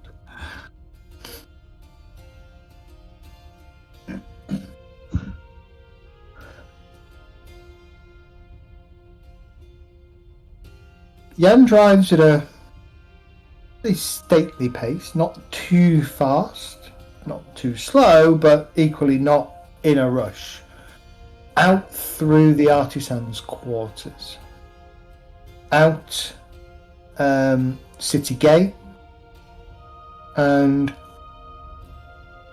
into the darkening countryside outside. So did we know the guy who came to the door then? Gunter Arbund. You will have probably been, you've been in the city probably Yes, at least 9 months since your arrest. he's also the postmaster, isn't he? He's also a postmaster, yeah. So Yeah. you will, some of you will know him. Some of you will have known him from a distance. We met him when we went to the bridge house in last time to where we went to go see what's his face's room. Yes, I remember now. Yeah. After about an hour, so about this time it is going to be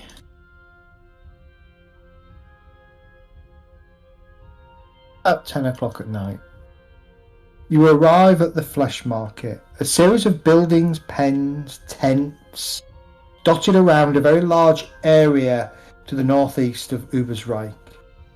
Set up and designed to be a place of meeting for the purchase and sale of livestock. Over in one corner, just on the edge of a small copse of trees, Jan pulls the coach up. There is a small pen with a bunch of livestock in, some goats, chickens, a couple of cows. The tents themselves are dotted around a number of fireplaces. In fact, why don't we have a bit of a map? You won't be able to see anything because you're not on it at the moment. But let me I can drag see the you up. campfires glowing. You can see the campfires glowing.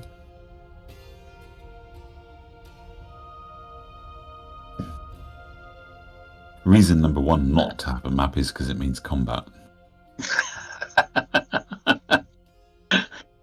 I know, I screw with my players all the time by putting maps down with no fights in.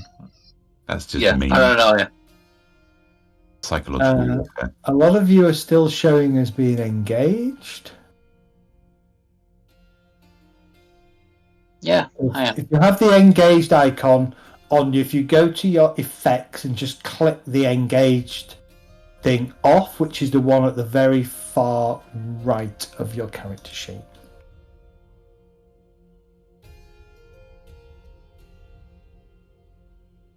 Total combat state one. Oh no, on the character sheet. Yeah. Sorry. So tent here, Oh, tent here, 10, 10, 10, 10. Hang on, sorry. Are we going to be able to see anything? Because I got a black screen. You shouldn't have, Kay. Hang on, let me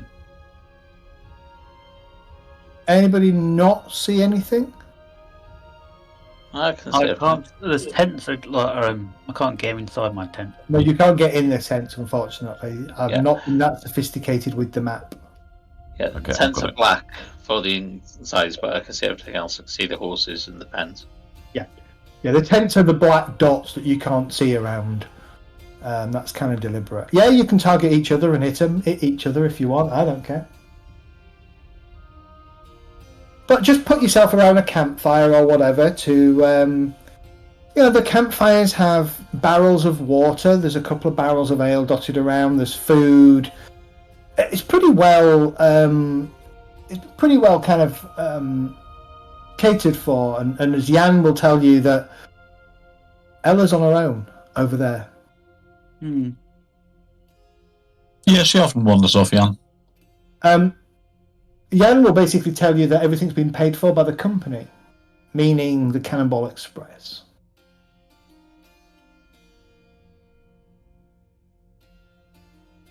He's going to wander off to his own little tent over here, where he mingles with some other individuals, maybe some livestock herders, and some other people. But yourselves, you kind of get yourself to a...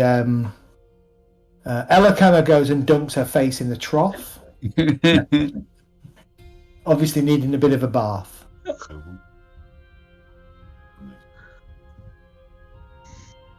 She's just very, very thirsty. It's quite nice here. It's still summer, so the temperature is still pleasant, even this time of the night. It's dark, lit by the campfires. There are other people further in, and you can hear mooted conversations, and as you kind of wander towards some of the other tents, you can hear conversations of people and generally merriment going on. But for the most part, people kind of seem to stick in their own little cliques and groups. If you kind of wander over to other campfires with people, they acknowledge you, but generally speaking, they sort of ignore you.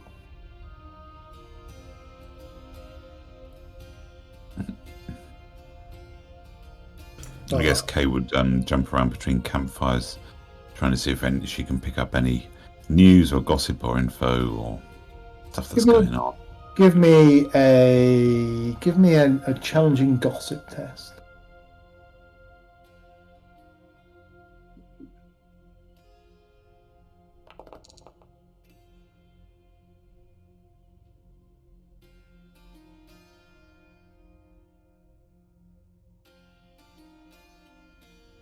Is this place well defended?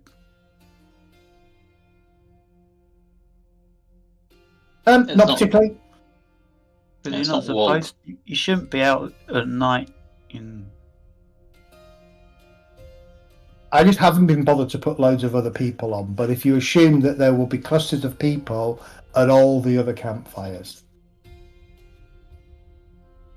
Okay, sorry, I'm not looking at your roll. How did you do? 2 success levels. It was a yes. Okay. One of the groups of people, they're talking in hushed tones, and kind of, well, when we were traveling back from Altdorf, day or so's north of here, sure we saw some beastmen following us on the side of the road.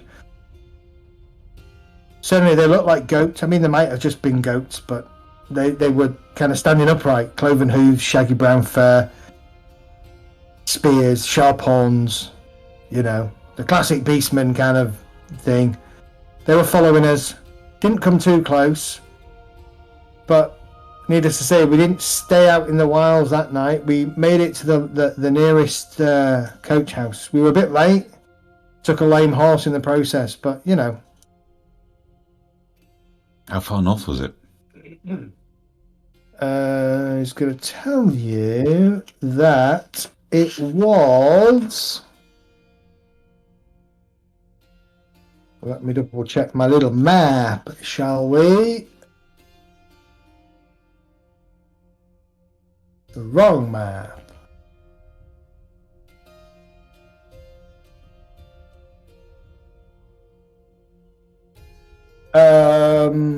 Ooh, crikey.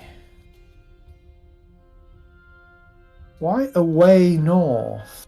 Probably 10 days travel. Oh, as far as that. Okay. Yeah. Which town were they near? Not too far from Gramdorf or Weisbruck. Randolph.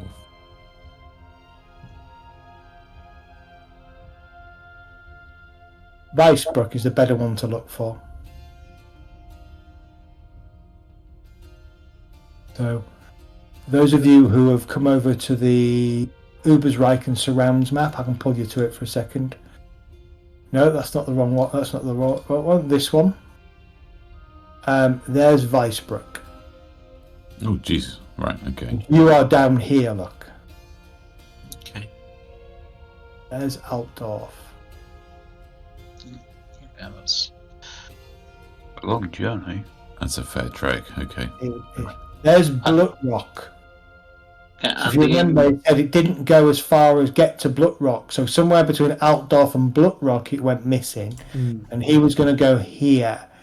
So he's suggesting that you kind of travel up from Ubersreich, investigating as you go, but particularly paying attention as you get to Blutrock and beyond to see if you can find any sign of the missing coach.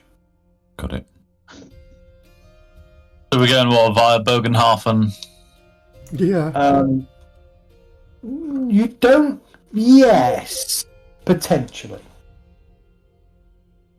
Or maybe Jettenberg. There is a road up there, isn't there, by the river? Mm. Yes. Okay. Yeah, Jenberg, Navalfoot, and then Tom. Yeah, north, yeah. Okay, alright. You need to pull us back over to the camp if you want us there. Well, I'm pulling you back to the camp, don't worry. There you go. That's where we all run back to town to buy a load of war weaponry. Beastman scene, it's like, yeah, need bigger swords. Not seen a beastman before. Neither have I, thank goodness. Within about half an hour of unhitching the horses and things, Jan disappears into one of the tents, bidding you good night, and reminds you that he will wake you up in the morning, just after first light, to begin the journey northwards. He has been, I think he did tell you that he has been paid to take you north as far as Crossed axes, you said, didn't you? Frost Axes. Yes. I'll figure out 1 second where the crossed axes are. The crossed axes would be in Brookthin, so all the way up to Brookthin is as far as he'll take you. So it's literally one main stop before Altdorf. That's good. So We've got some business in Altdorf if you want to alert the College of Mages. you have got business in Altdorf for sure, yes. All right. Okay. Which tent? Put yourself next to a tent to denote that you're in the tent. Okay. As you settle down. So closest one. Okay. I'm going to snuggle up to Rembrandt. Where is he? Yeah. Looks like Ella's looking to join you as well. Looking around before we go into my tent, are the guards around here? People, who look after the place? Are there anybody keeping watch? Not particularly. What's that watches then? Yeah. Well, actually, is this our wagon? That is your wagon, yes. Can I set up my tarp?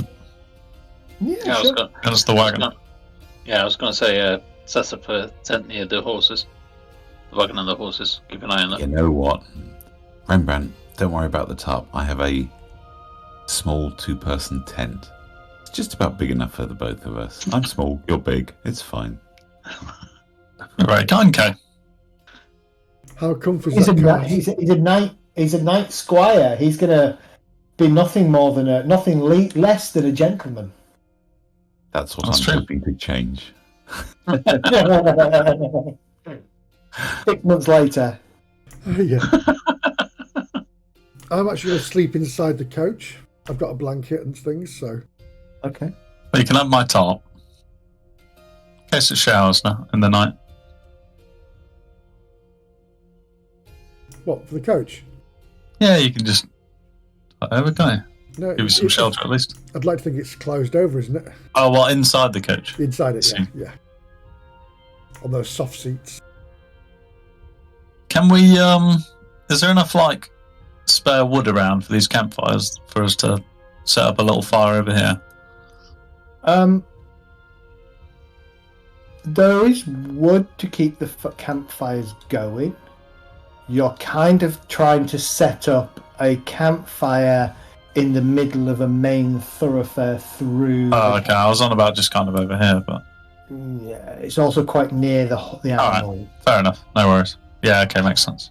Sorry, it's quite near the enemy. What did you say? Animal. Animals. It's quite near the enemy, and I don't want you to be able to see them. Shit. Doesn't matter whether you do or you don't see anybody, really. Okay. I'm making sure my horse is on the end here. All right. It's about 3 o'clock in the morning. What's everybody doing at that point? Well, we've Sleep. set up watches, haven't we? So, Yeah. I'll say on the first watch. How long are you watching for? You'll go to bed about 11. You're due to get up about 5. That will give you 6 hours sleep. Not D&D. You don't need an 8-hour long rest. I don't know what we doing at 3 a.m. Okay, am I Big Spoon? That was so going to be my line. I can't believe you just stole it. I know. That's why I grabbed it. I can be Little Spoon if you like. I think you're Little Spoon. Yeah, that's quite comfy. we'll do an hour watch each then, in that case. Yeah, that's it. Yeah, So an hour or so. Pick a number. In fact, I'm going to roll a 1. d6. I'll be 3. All right. So, 11 to 12 is Elgast.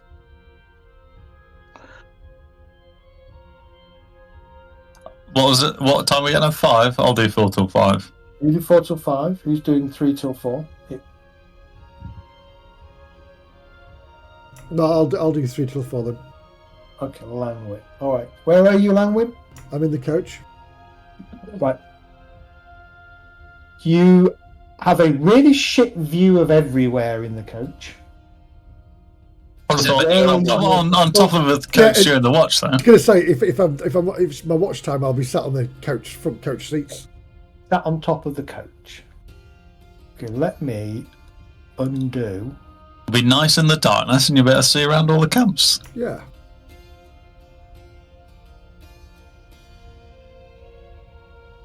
Many of the fires at this point are sort of dying down, and it's getting quite dark.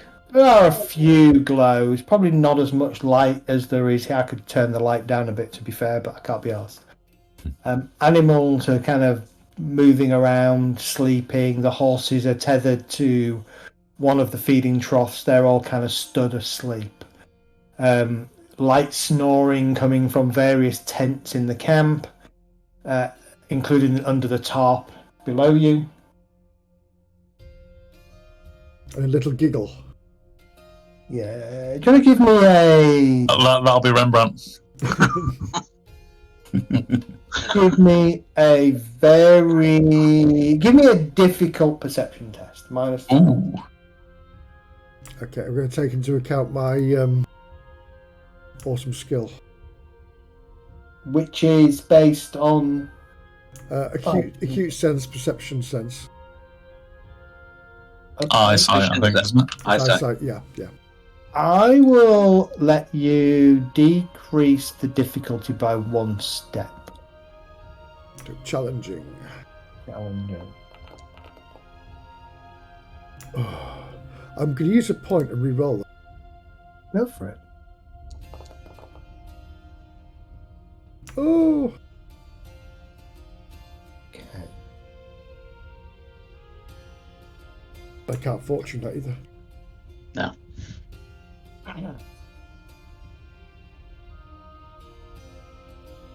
It is quiet. As I say, there's gentle snoring, bit of giggling going on kind of around the area. They're not every tent in this area is occupied. There are a number that are. But certainly around your vicinity, it's mostly just your associates. There is a noise like there's a noise of kind of a, is it the sound of a tomcat yowling somewhere off to the southeast.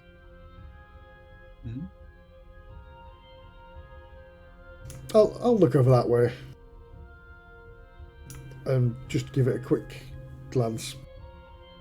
And I'd like to think I'm looking all the way around anyway, but... Right.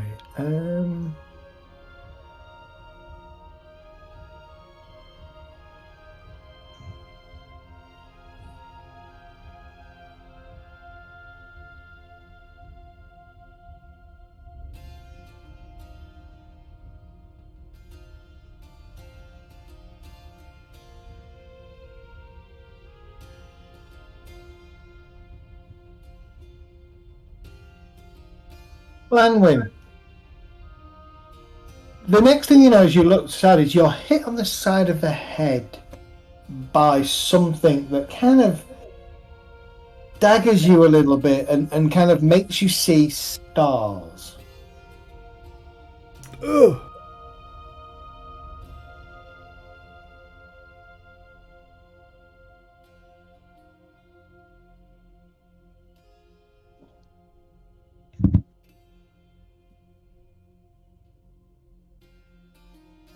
Give me another perception test. This time -20, please.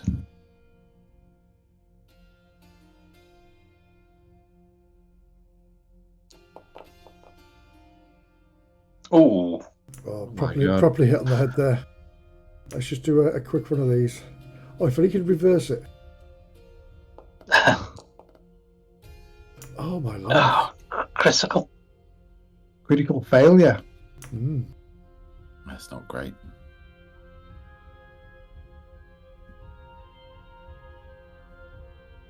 I'm rubbing my head and shaking my head.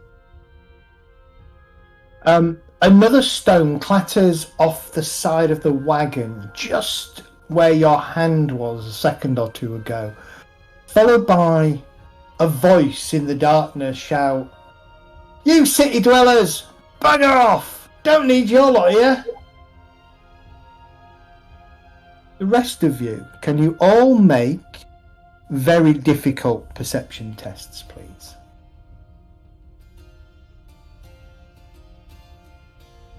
Very difficult. Isn't it very difficult? There's difficult, hard, very hard, Very, very hard. very hard. Minus 30. Yes. It's going to be a nope then. Jesus, 4 points on a -1. Ooh. I thought we got there with that 11. Oh, I got a no but.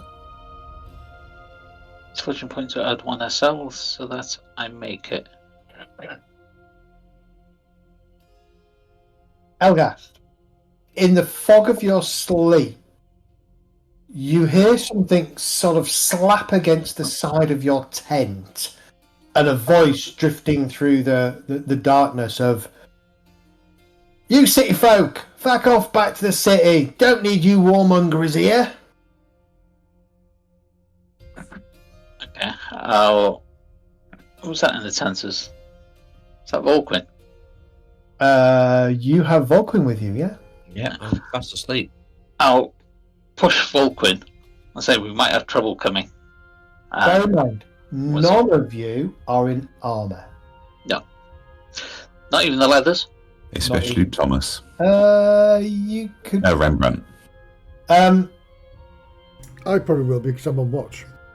Are you in your leathers? you could probably Yeah. stay in your leathers, yes. Technically speaking, my leather boots are thigh high. Very true. You seem to have thigh boots and nothing else. Clearly. Yeah. But Um, I'll pick up my sword and step outside. Okay, well, so you're going to try and wake Volquin. Volquin, give me a challenging... Give me an average perception test as you are jostled by something. Yeah, that's a good roll. What weapons do you carry, Volquin? It'd be sword and daggers. Okay. You will immediately wake up, pulling your dagger from underneath your pillow where you always sleep with it, and sliding it up into whoever's jostling you towards their throat. And so, as you're kind of knelt over, jostling, trying to go, Volquin, wake, the next thing you know is you feel the cold of steel pressing up against your throat, and you just kind of see the crack of a pair of sleepy eyes start to open. Wrong person. Wake up, for God's sake. There is another slap against the side of the tent, followed by a really nasty smell. We've got trouble. You shit lickers! Get back to the city! Right. That you I've got hear it. that, Volquin. Who else is still asleep? I don't know. I am. I think. Being asleep it means you failed your perception test, then yeah. Yeah, give me another perception test. This time I got we a will switch it to challenging, please. I got a no but. I don't know if that helps. Yeah, no, but you're still enjoying the warmth of spooning. Rembrandt's butt. For a second, you kind of Mhm. and kind of carried on. So what So- we're rolling now, a hard or? Let's have a look. It is going to be challenging, please. Rembrandt's already hard. I was about to say.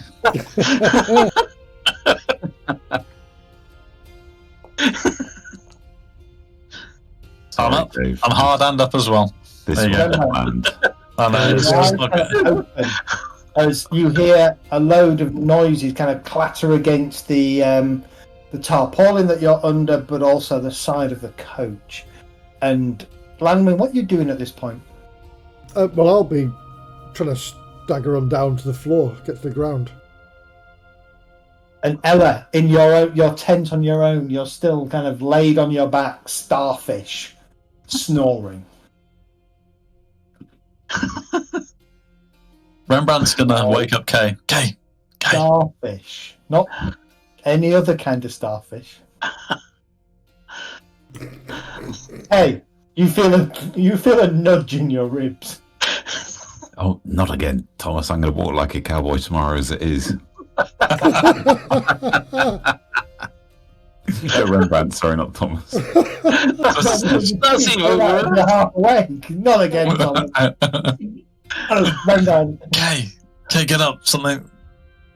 Someone's coming towards the camp. All right, Some noise. All right. Can I pass you a dagger if you don't have one? No, I've got daggers and stuff. Thought you might. Secreted about. Seems like kind of lady. Langwin, give me a difficult perception test, please. Or hard, should I say.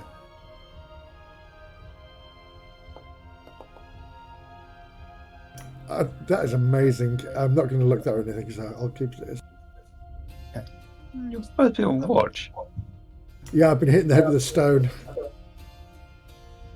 Yes, you're supposed to watch, but the large egg on growing on Langwin's head. Ella, give me another challenging perception test, please. As soon as I've woken up, I'm getting out the tent just in case they decide to set fire to the damn things. That's even worse. Ella, you're snoring away. Quite nice, actually, being here in a tent all by yourself, not in a crowded, smelly city. All you can smell is the smell of manure.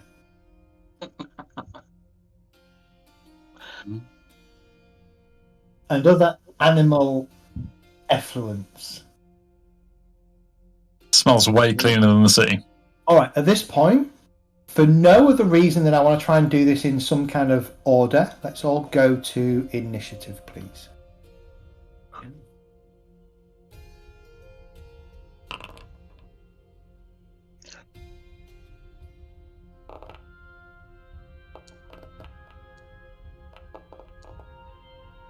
Swear to God, my rolls are just.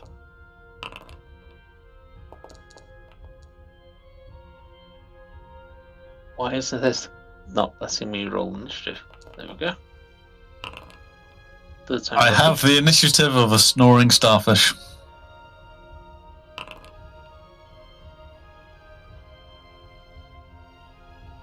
Okay. It's going to happen. Gonna happen.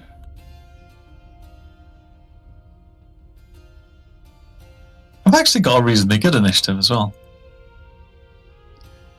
Good, isn't it? Yeah, see, mine isn't. I just got lucky. I've got 40 initiative. All right. At this point, Elgast, you kind of pulled yourself up to your feet. You've got a weapon in hand. You've woken Volquin. Volquin, you kind of realise that it's Elgast that's kind of waking you up, so you kind of pull the dagger back and stick it, and you kind of lay there for a second listening. You can hear these calls, and obviously you get something hit the 10, and then there's this awful smell of animal manure kind of wafts over the 10. But Elgast, what are you going to do? Step outside the tent and then draw the sword from its sheath, looking for whoever's throwing this and shouting. Okay. Step outside, the eye of your mind. Give me a perception check, please. It's going to be a hard one.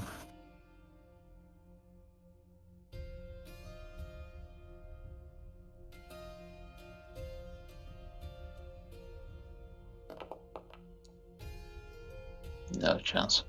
Glancing around, you can't see anybody in the dark at the moment, but you still have a little bit of movement left.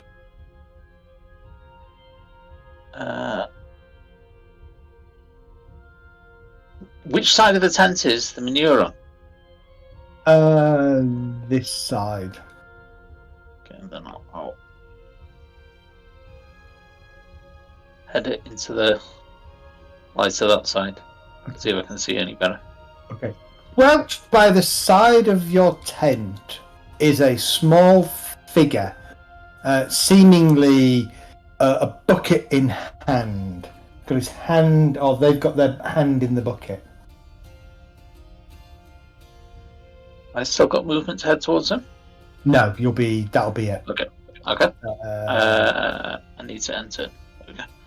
Yeah, so you can move 4 squares or 8 squares if you run, but you probably got out, drew your sword, and moved. So that's about as far as you can get. That's fine. Okay, Volquin. I won't let on that I've seen him though. Yeah, Volquin. From where you are to get to your feet and get out, it's probably going to take you 2 squares of movement. So you'd have 2 squares of movement left if you wanted to do any other actions. Nope. I will. How far can I move? I can move. So if you get to there, you have 2 squares of movement left. Well, I want to follow. Well, actually, I think I'm gonna go. Can I hear it? Where this voice is coming from? Well, give me a hard perception test. Perception. Okie dokie. Okay, let's roll this. I've no idea. So I'm gonna head south by two squares. Okay, go for it. So we'll go there and see if I can see anything. Now, likewise, as you come round the tent, you notice a figure crouched up against the side of the tent with what looks like a bucket or something in one hand and a hand inside the bucket. Well, I'm going to shout, "Oi! Stop Oi. what you're doing!" Okay, Langwin, you hear the noise of 2 people exiting a tent, followed by a familiar cry of "Oi! Stop what you're doing!" Give me a challenging perception test. Certainly.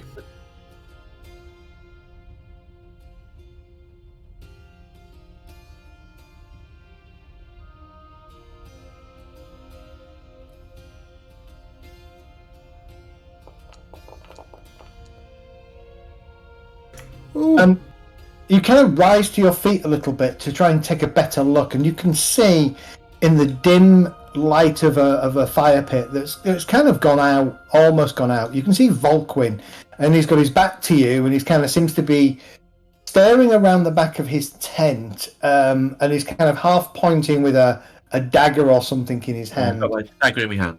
Yeah, and you kind of hear that, "Oi! Stop what you're doing!" But There's you a fine don't for that. see anything. Right. Which side of the head was I here? Was it my right side or my left side? Probably your right side. Right side. Okay. So, and in which case, I'm going to come down. I've already come down, to be fair. I'm going to walk around the side here to round. Have a quick look around, see if I can see anything. Okay, give me a very hard perception check. Very.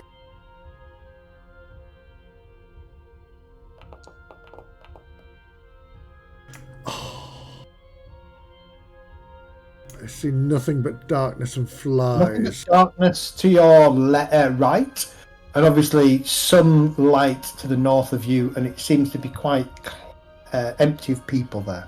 Yeah. So I'll move to there, and then I'll end that. Okay.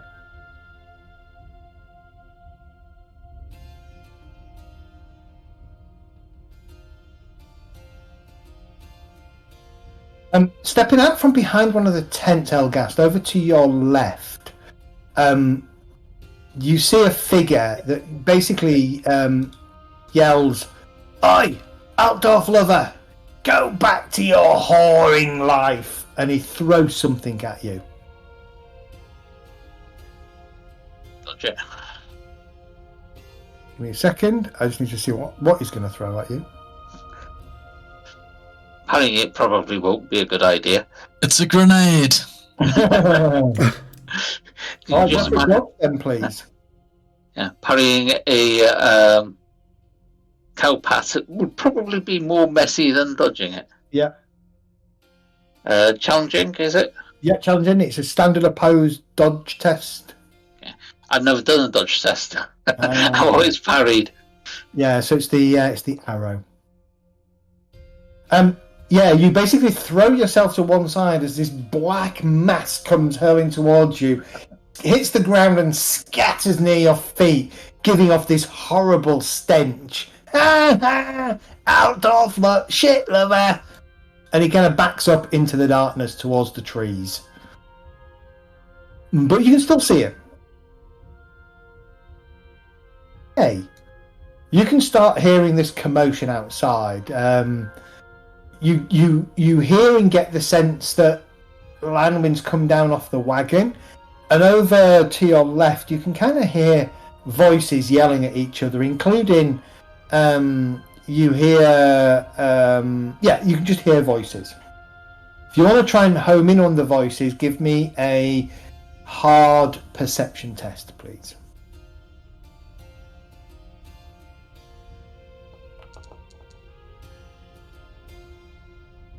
Okay. You can't quite make the voices out, but they're certainly coming from your left. I'm going to give Rembrandt a kick in the ribs and step out towards Lanwin. What's that for? I woke you up. Okay. As you kind of step out, you notice that the horses seem a little bit skittish. Give me another perception check. This time a challenging perception check. Sorry, challenging? Yeah. Yeah. God. It's all hard tonight, unfortunately. Okay.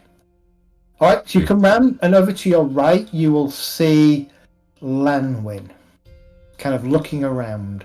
A little bit of blood trickling down one side of his head. What's going on, Lanwin? What did you see? I was just hitting the head, and then another stone bounced off the wagon. I ain't seen nothing yet because I was a bit dazed. Well, they can't have come from the south. There's the wagon there, so they must have come from the north. Well, I was hitting on the right side of my head, so yeah. Well, that's shouting as well going on over there. Altdorf bootlicker!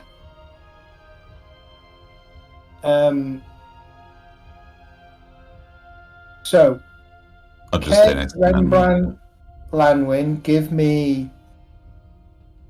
me hard perception tests. Volquin, give me challenging.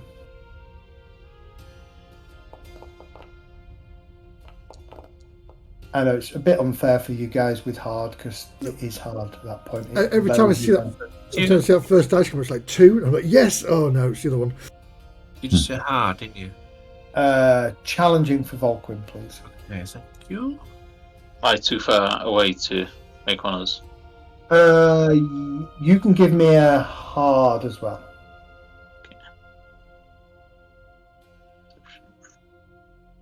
No. Volquin, you're focusing too much on this one. Yeah. Close. Okay. So, Elgas, you will hear a voice, but you can't really focus on A, where it's coming from, and B, what it's saying. Okay. But it's not the one that just threw the cowpat at you. Right, okay. Okay, that's fine. Ella, give me a challenging perception test. At this point, you wake up as something splats against the side of your tent and gives off this horrible odour. Okay. Oh, So your tent entrance is there.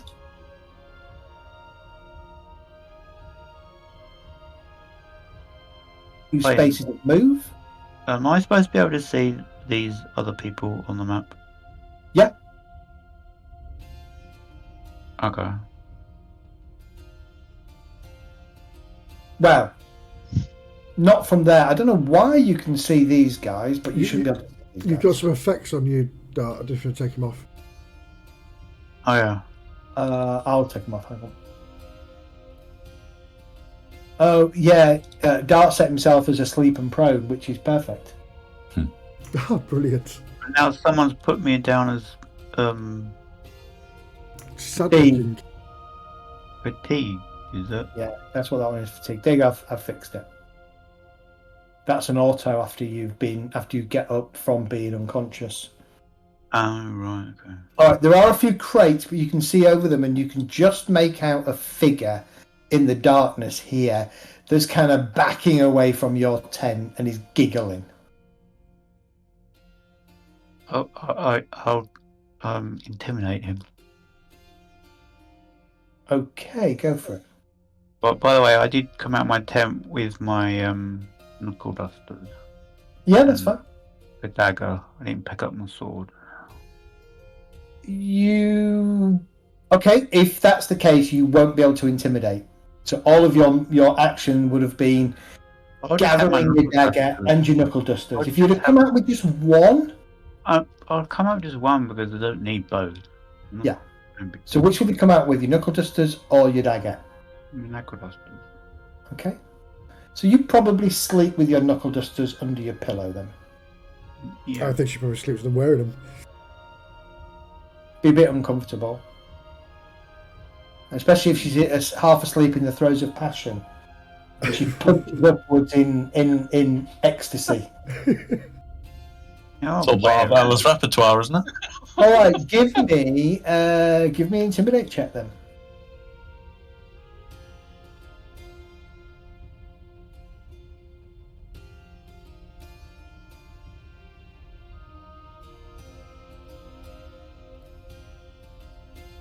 Challenging.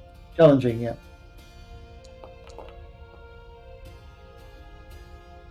Alright, missus, alright. We're just here to have a bit of a laugh and a bit of a scare. Lay off, will ya? Piss off.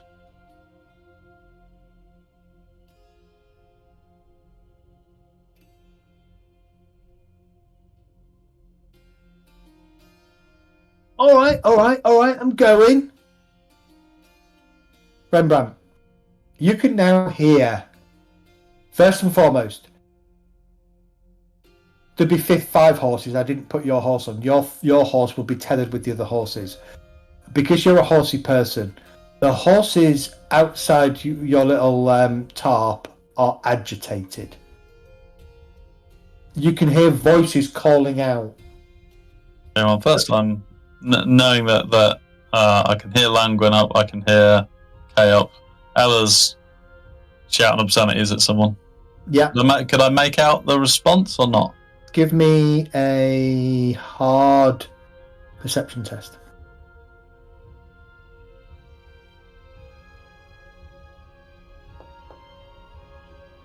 Nope, not at all. Okay, You sword can hear voices. in hand. Yeah. I'm getting up, and I'm immediately seeing to my horse. Can I spot anyone messing with them, or Give me an average perception test as you come bursting out from amongst your belongings.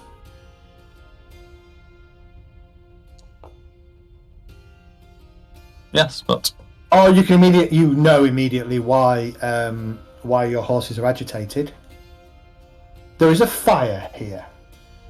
The second thing you notice is the gate is open and the animals are starting to bray and stamp. can I move to the gate and close it? You won't be able to close it this turn, but you can move to the gate, yes. Okay. I'm gonna shout over my shoulder in the direction that I know Kay was, that there's a fire in the pen. Hi. Okay.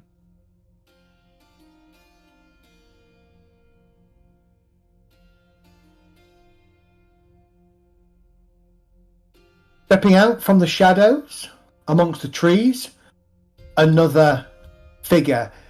Oi! Outdorfer! Catch! Throw something at you, Volquin. Do you want to dodge or do you want to take what they've thrown at you? A dodge. Go for it. So this is just a challenging. Straight up challenging dodge, yes. Wow. Okay, I will take that. Thank you very much. Yeah. You caught Okay. us and thrown it back. I was going to say. Not really. I mean, he can try and catch it, but again, it's a pat of shit, and he probably Yeah. doesn't want to catch it. As it Nah. comes hurtling towards you, you kind of throw yourself back, and it hits the ground. Not quite close enough to where you to hit you, but it spreads out, and you get that waft of kind of broken manure kind of smell. Altdorfer likes shit on his boots. Couldn't think of anything else.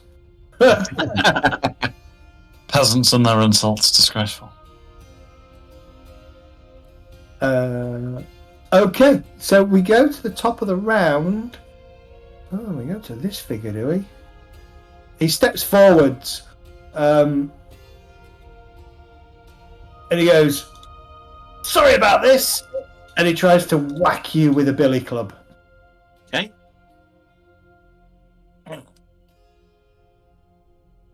And he slips on the shit that's on the floor and kind of goes skating past you as he misses.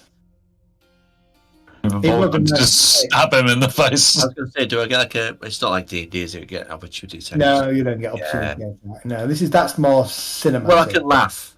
Well, can't you do it if you get a crit on your response? And You can, yeah. I mean, roll your parry for sure. I mean, he could theoretically still hit you because he hasn't rolled 100 and he hasn't rolled a crit. So it's going to be combat dagger. Yeah. And then just roll that and see what we get. Yeah. Ooh. You beat him, but you didn't get a. So basically, he goes kind of sliding past you as he hits the cowpat, and he goes oof as he kind of doesn't hit the deck, but he clearly strains something in the slide. Okay. Well, just give forward laughter. No worries. Elgast. Just working out movements. I've got 4, haven't I? Damn, not got enough range.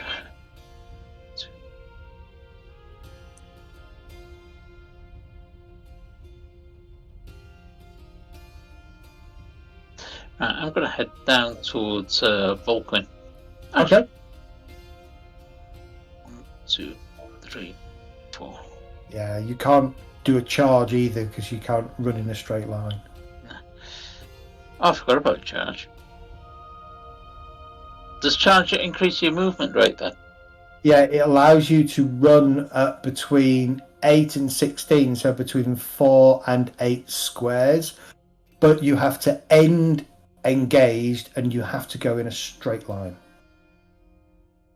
So there's no way you can get to him in a charge. He's 1 square too far over. Yeah, I couldn't. I haven't got a straight line to the one that was throwing things at me either, have I? Yeah, you have. Yeah, you have technically. That would be counted as a straight line. What it means is, there's an obstacle in the way. So to get to him, you'd have to go through the obstacle or go around the obstacle. So that's not a straight line. There's no obstacle.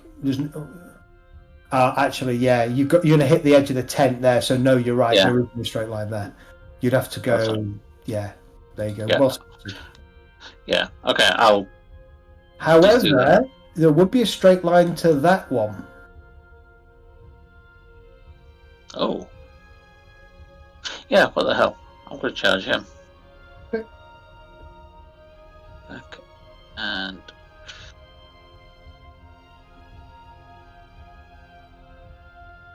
Yeah. There. Okay.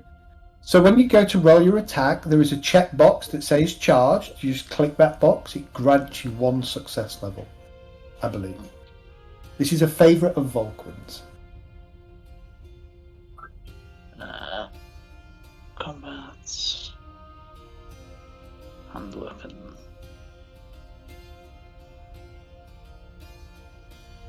Challenging. Charging. There we go.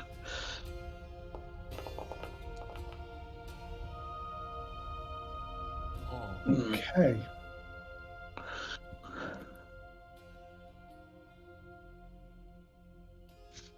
What are you hitting him with? Sword at the moment. I'm Okay. not going to try and kill him, but I'm going to All right. certainly deter them. Okay. You will hit him. And as you kind of slash him, as you charge it, you barrel into him and you kind of slash at him with your sword. And you kind of nick across his back. He kind of goes, "Oi! That's cheating!" Says all the ranged attackers in the party.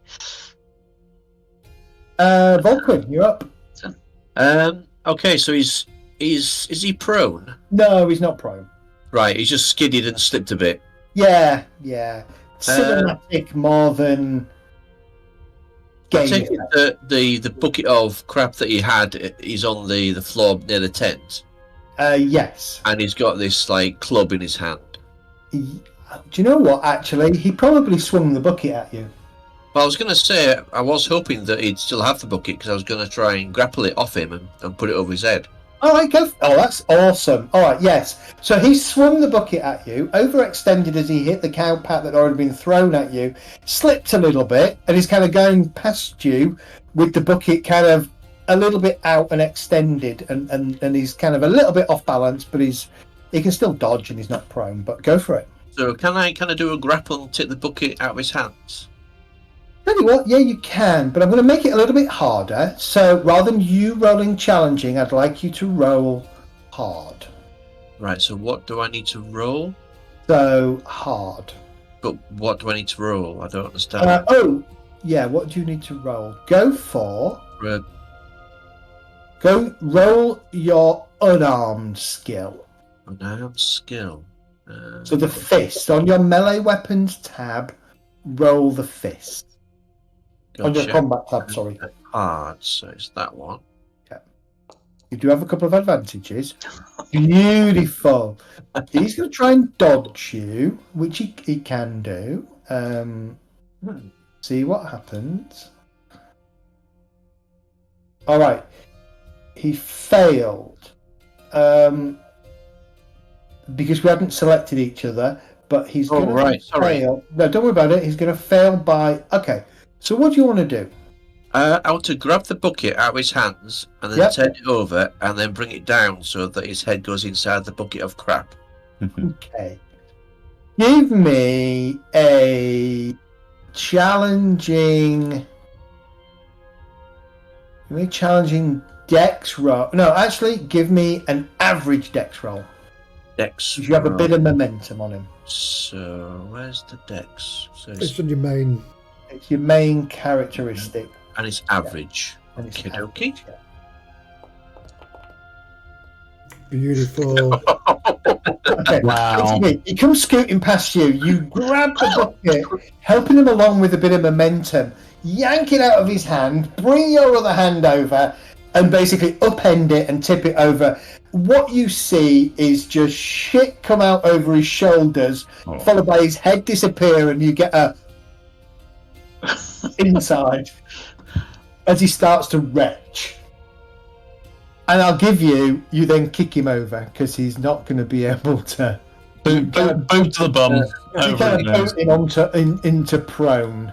That's we not call the this first time we've done that. A shit day. Lanwin, you're up. Yeah. Well, like a shit night, isn't it? I'm A shit night at the flesh market.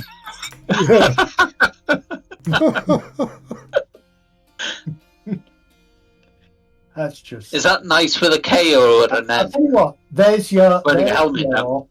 There's your title for tonight's thing. Exactly. Shit night at the flesh market. That was my thought. Exactly, Zed. I was just like, it's got to be. That's why I was wondering which type of knight. The K because he's now wearing a helm. No, just straight up night. Normal night. Right, I'll put shite night rather than shit night. Get it through. Yeah.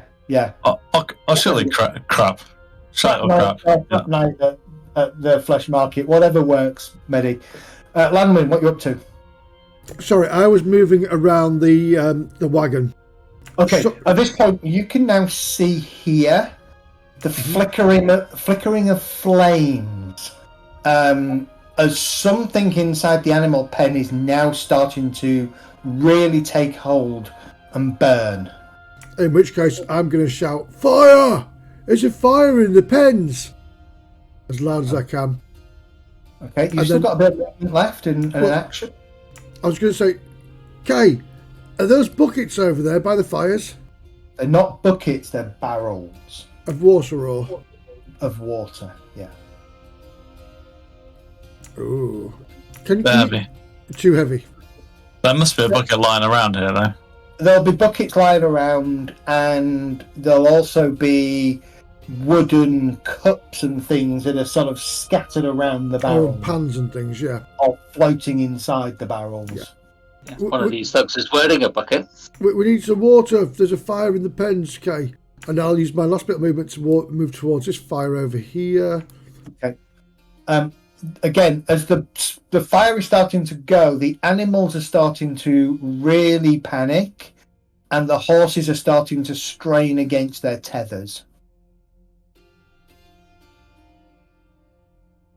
Okay.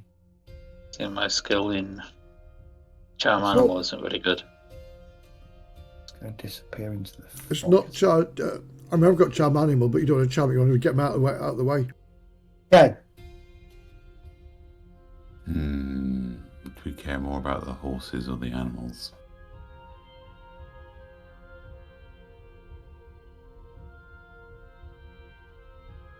I'm going to try and see if I can calm the horses down. Okay. I just come over If it was Ella, she'd just run into them and go, "Ah!" Rembrandt's shouting over his shoulder, "Stay near the middle of them.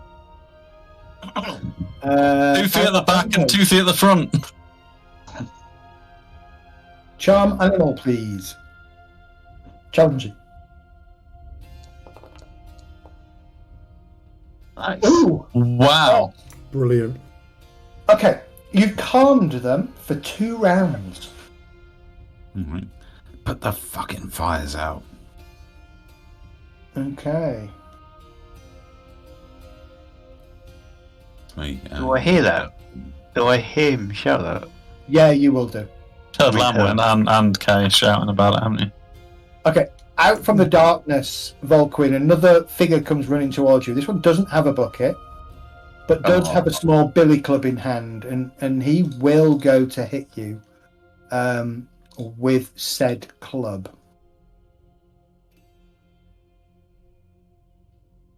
Give me a dodge or parry with your dagger. Your choice. I think we go to combat. We will then go to... I'll use the dagger. Hang on. Let me select him. Right. Now, combat, dagger.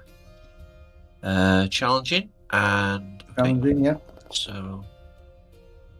Okay, I'll take that. Beautiful. Okay. You basically flick away with the dagger the incoming sort of billy club.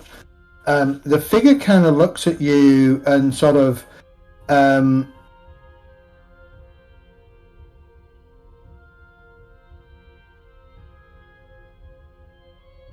Oh!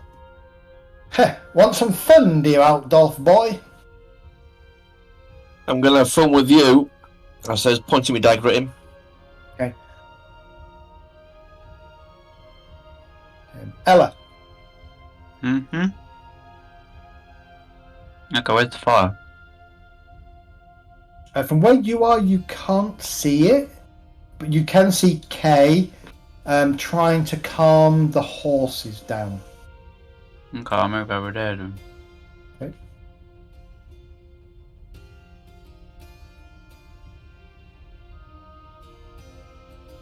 I think that's my 4 movements. Yeah. So, where's the fire? Oh, over there. Yeah. I presume there's a water trough here. These Where's are the- water troughs, yeah. There's 2 There's of a them. made a bucket.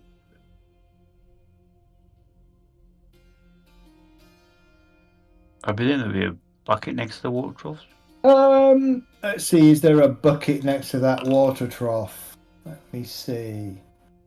There is a bucket. Okay. Can I double move, or is it just... You can double move, yeah. So you can move into the 4 squares. Great. Where's the entrance to the thingy? It's here and here. Okay. Oh. Excuse me, Kay, other way. Mhm. Go there, pick up a bucket. Okay.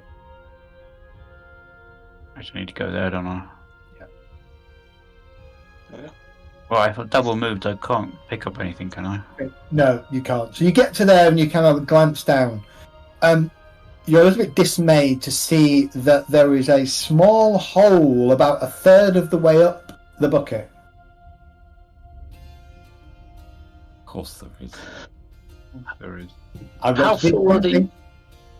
I rolled a D20 and it came with a yes, but, which means yes, there is something there that you've asked for, but there is a challenge with it. And the challenge is there's a hole in the bucket, dear Liza. Right. See you later. I do a perception test, see if there's any other buckets around that are actually working. Not this turn, but Okay. next turn, yes. How full are the troughs? The troughs are just animal sized. No, I mean, how full of water are they? Like, could they be tipped? I would say half full, minimum half full. Right, okay. Could you lift them? No, tip them, I was thinking, so that the water just floods You out. could you could probably tip the one inside. You do know that this is just a flat map, it's not on a hill.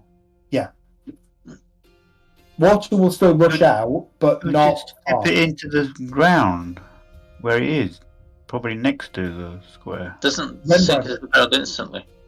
Rembrandt, you are. Can I secure this gate? Yes. I'm Yeah, assuming this fence is scalable. That's around the pen. It's an animal pen. It's been unlatched. I'm going to latch it. Okay, you latch it. The cows and the goats are starting to not be happy. Okay. Give me an intelligence check. Just give me an average intelligence check. I'd assume the animals have moved away from the fire now. So Yeah, I just can't move them on the Question: Yeah. How do you make an intelligence check? Because clicking on intelligence doesn't do anything for me. Should do. don't you? Oh, click on the current, maybe. Yeah, that works. Okay. Yeah. Average. That's my intelligence check already failed. So pretty good. Very good. Nice. So one of the cows is a bull. If that stampedes, it's going to go through this picket fence. The picket fence is okay to keep them restrained as long as they're not agitated. They will break through it. Or at least the bull will break through it. And when the bull goes, everything will go with it. What's Am I your going to right? have to So try and charm this bull? Stop fighting around with that, Kate, and just grab a Okay. bucket. You've got ride skill, haven't you? I do have ride skill. Yeah. Animal handling. You say that. I've got frickin' Rough Rider talent. Have you? Now I want to look at what that gives you. Bull riding. You can ride anything. A radio. Yeehaw, motherfucker. Technically, but I like the way you're thinking, so I'd probably give you a hard roll. Hard roll. That's still going to be super difficult. It'll be difficult, but I'll maybe give you a hard roll. What's hard? -20? Yeah, Shit. they're going to put you down to the teens. It would put me down to 25, but technically Rough Rider would give me +1 success level. Okay. So All it's, right. not, So it's not good. yeah. So what I would say is you could do a hard test with a +10 because you. Yeah, well, that's essentially what it does. Yeah. Yeah. So you'd be running against a 35, Yeah. which is interesting.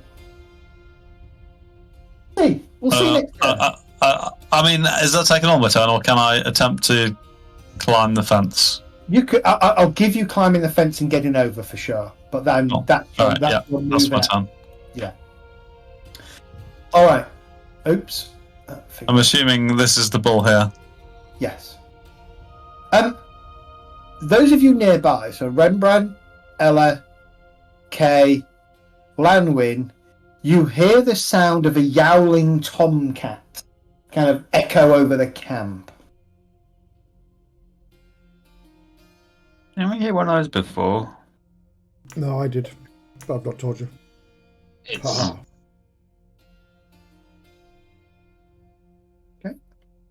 probably their signal, isn't it? What signal?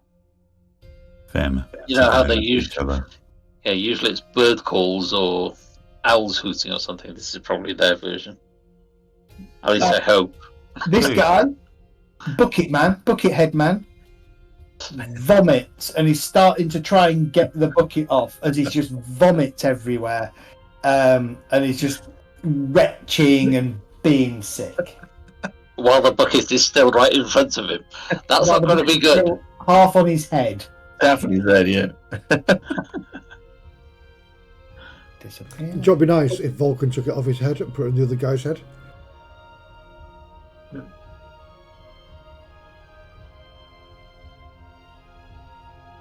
Elbest. Okay, I'm going to hit this guy. Okay. But, yeah, what the hell, I'm still going to hit him.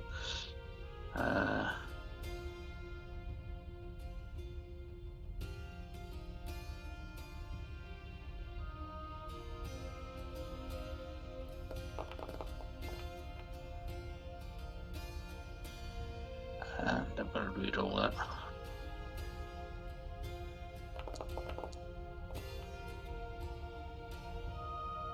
Nice. Oh, Nice. Roll a crit then.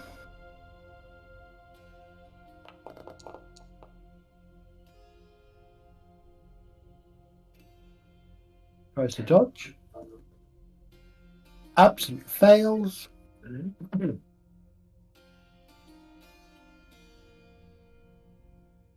Wow. You hit him with your sword, didn't you? yeah. Yeah, you killed him. With it being stunned, I thought I'd just knocked him out, which is ideally what I wanted, but Yeah, the total damage that you did took him into another crit, which basically triggered the death. bugger. You basically did the equivalent of range. Yeah. Range in the barn. Yeah, you just Okay, dealt don't 15 kill damage him. to this guy. More than that, because it got 2 crits as well, unfortunately, which will do additional damage to him. So, I'm assuming no armor, he's just in clothes. yeah, basically, no armor, in clothes. I thought he'd have plenty of hit points, but oh well. Well, just Well, picture this. there's a little bit of armor, there's leather armor. You do try. I mean, you try your hardest not to kill him, but the idiot slips and goes straight onto your blade. Yeah. And you're like, for fuck's sake, can't you do I- anything right? I considered hitting him with my fist. I thought, no, he's got too many hit points. It's not going to do anything. Oh well. Yeah, it was a critical. He rolled a 98, meaning you did 15 points of damage plus damage for 2 crits. It's just too much for him. Yeah. It is what it is. You can still move. Do I see this happening? Where are you? Down here. I would say Yeah. no. You will see it. Yeah. What, over here? Actually, no. You're too busy concentrating on the bucket and the water and the horses. So no, you're not paying attention, Ella. Mm-hmm. You have a job that you're focusing on at the moment. All right, nicely done, Elcast. Volquin. Okay, let's target this guy here. And let's attack with a dagger. Okay. Challenging. Okay, I will take that. You're on fire. Wait, these guys are all thugs. Yep. But will I know them? Not necessarily. You still beat him. Yep. 5 points of damage gets through. As you kind of stab him, he goes, "Oh, leave it out, leave it out. We're only here to have a bit of fun, bit of a scare." Should tell him he's Oh, well, friggin' got one then, hasn't he? I'll see your friend ate shit, and you're gonna eat dagger. Okay. Langwin.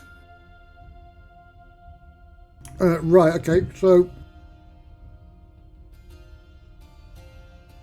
this fence is not quite high, not very high, is it? So I'm gonna run. I'm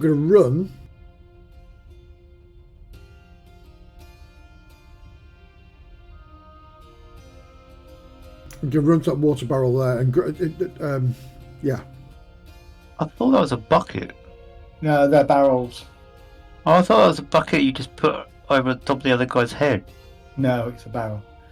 No, he had a bucket full of dung that he was throwing on the tent to kind of make it smell bad. And I'm running over towards that barrel. I'm going to snarl at this guy in front of me. Get out of here! So was trying to intimidate for fun. Did you double move? I did. I'm not going to do it. It's fine. No, you don't. Okay.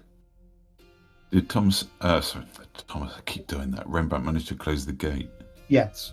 And he's hopped over it. Yeah. Who's Thomas? Thomas is He's dead. a bit- Thomas. Chaos Spawn flying through the air still. Yeah. Wait until the 8-legged Chaos Knight appears. Sorry. With half a face that looks a little bit like Thomas when you scream. Yeah. All right. So the only fire at the moment that I can see is in the paddock. Okay. Guess I'll hop over and. So I'm hesitating because I've got one more turn before the horses start going. Yeah, can I jump into... How far can I get from where I was? Hang on, I was up there. How far can I get into the What do you paddock? mean you got one more? Oh, because you... Oh, they can't for a couple of turns. Bear in mind, that is the bull. Yeah. You can take the horses away. Can Why I are there chop- little bits of sperm around the thingy as well? The piglets. There's not They look like goats and chickens, don't they? Yeah. That looks like sperm. If they look like sperm to you, great, Dart. Yeah, Zed, what how screen high are is you the looking at? Paddock Oh, I've fence. zoomed out so far, they look like weird things. Okay. Zed, how high is the paddock fence? Could I chuck in a bucket of water from the outside? It's probably about 4 feet high. Okay, so I could. Where am I? 1, 2. So I could start making my way around here with a bucket. Yeah. Can I grab a bucket, fill it up, and do a double move, or is that too much? Let's see if there's a second. You're going to really. Let's just see if there's a second bucket. There is only one bucket, and it's the bucket that's at Ella's feet that she's staring at. With a hole Okay. in it. Hang on, so she's closer than me, isn't she? With a hole in the side, yeah.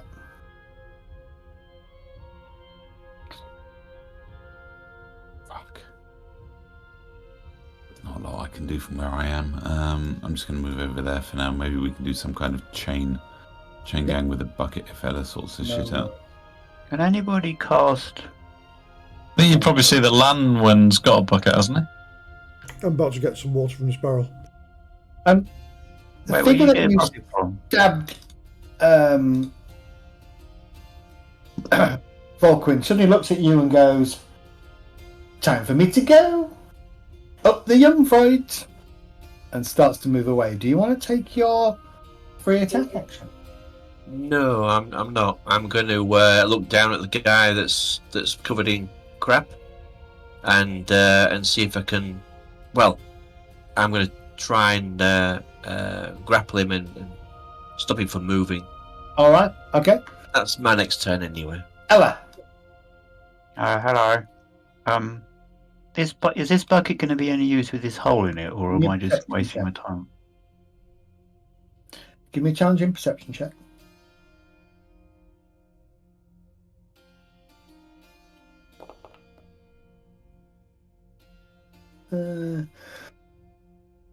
You'll get some water in it. I mean, you can still fill it up. You're just not sure how much water will drain out on the walk between there and the fire. All right, I'll fill it up because I can't see any other buckets anyway. Okay. And then I'll jump over the fence. Okay. I jump over the fence. It's 4 feet. You can probably stride over it, climb over it. But you have a bucket in your hand. So I need you to do a... Ow. Ow, ow, ow, ow, ow. Give me a dex check, please. So on the front page, just hit the current button. Ow. Was that your cat or something else? No. Your chest. My stomach's telling me I need to take... Well, my lower chest is telling me I need to take a tablet. Yeah. Okay. So you get over... Oh, 79. Okay. You slosh a load of water out the bucket. It's about half full at this point. Oh, so I don't fall over. Okay, that's alright. You don't fall over. You just spill a load of water.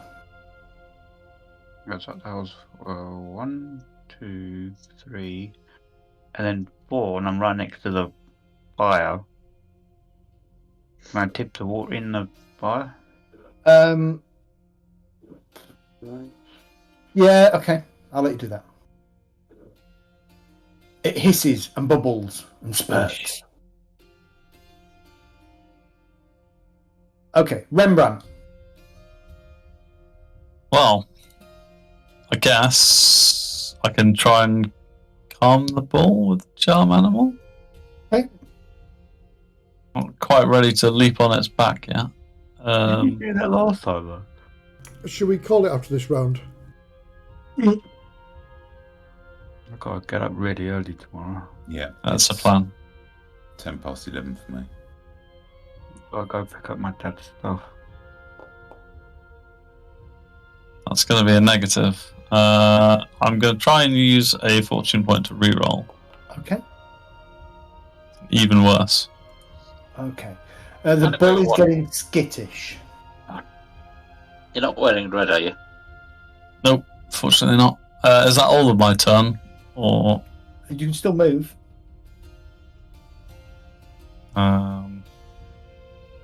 I'm just trying to engage the bull in friendly conversation at the moment. Maybe next round I might try the Rough Rider. But in any case, that's probably the end of my turn. And just don't grab the bull by the horns, though.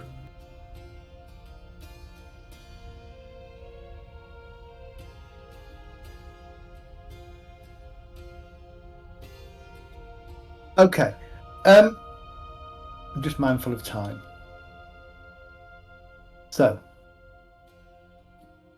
Volquin, you basically jump on Bucket Boy and kind of hold the bucket down, and after a while the figure kind of stops squirming and seems to go quiet. Okay, I'll keep hold of him. You drowned him? No. Between Kay and Ella, you're able to pass this whole holy bucket between you and kind of get the fire out.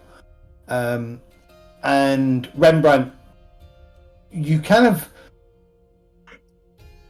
able to calm the bull enough, especially Trying to shift them away from the fire, really. That's not... Yeah, you're able to get the animals away from the fire, calm them down enough to give Ella and Kay time to put the fire out. And at that point, I think we'll call it a night, as calm kind of re-establishes itself over the camp. I enjoyed it tonight. Thank you, Zed. Good fun. Really Sorry, I good. rushed. Yeah. But one person is supposed to be good ends up killing someone.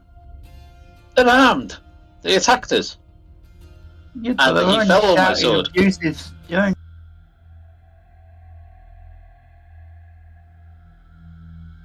Yeah, but they don't hurt. They just knock people out. And they kill trolls. Yeah, Yes. you're forgetting that they are actually lethal.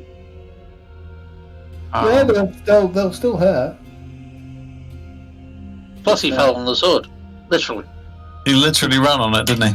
He Yeah. did run on the sword. Yeah. Yeah. All right, guys. Hope you enjoyed tonight. Yep. Thank you for that. We will continue with whatever you want to do next week from here, and we'll continue with the coach ride. Awesome. I will be good for Thursday next week. Sunday is fine. Monday, I think, is not going to be fine, but I'll let you know. Fantastic. No problem. Okay. That was awesome, Zed. Thank you very much. No worries. Yeah, thank you. Okay, cool.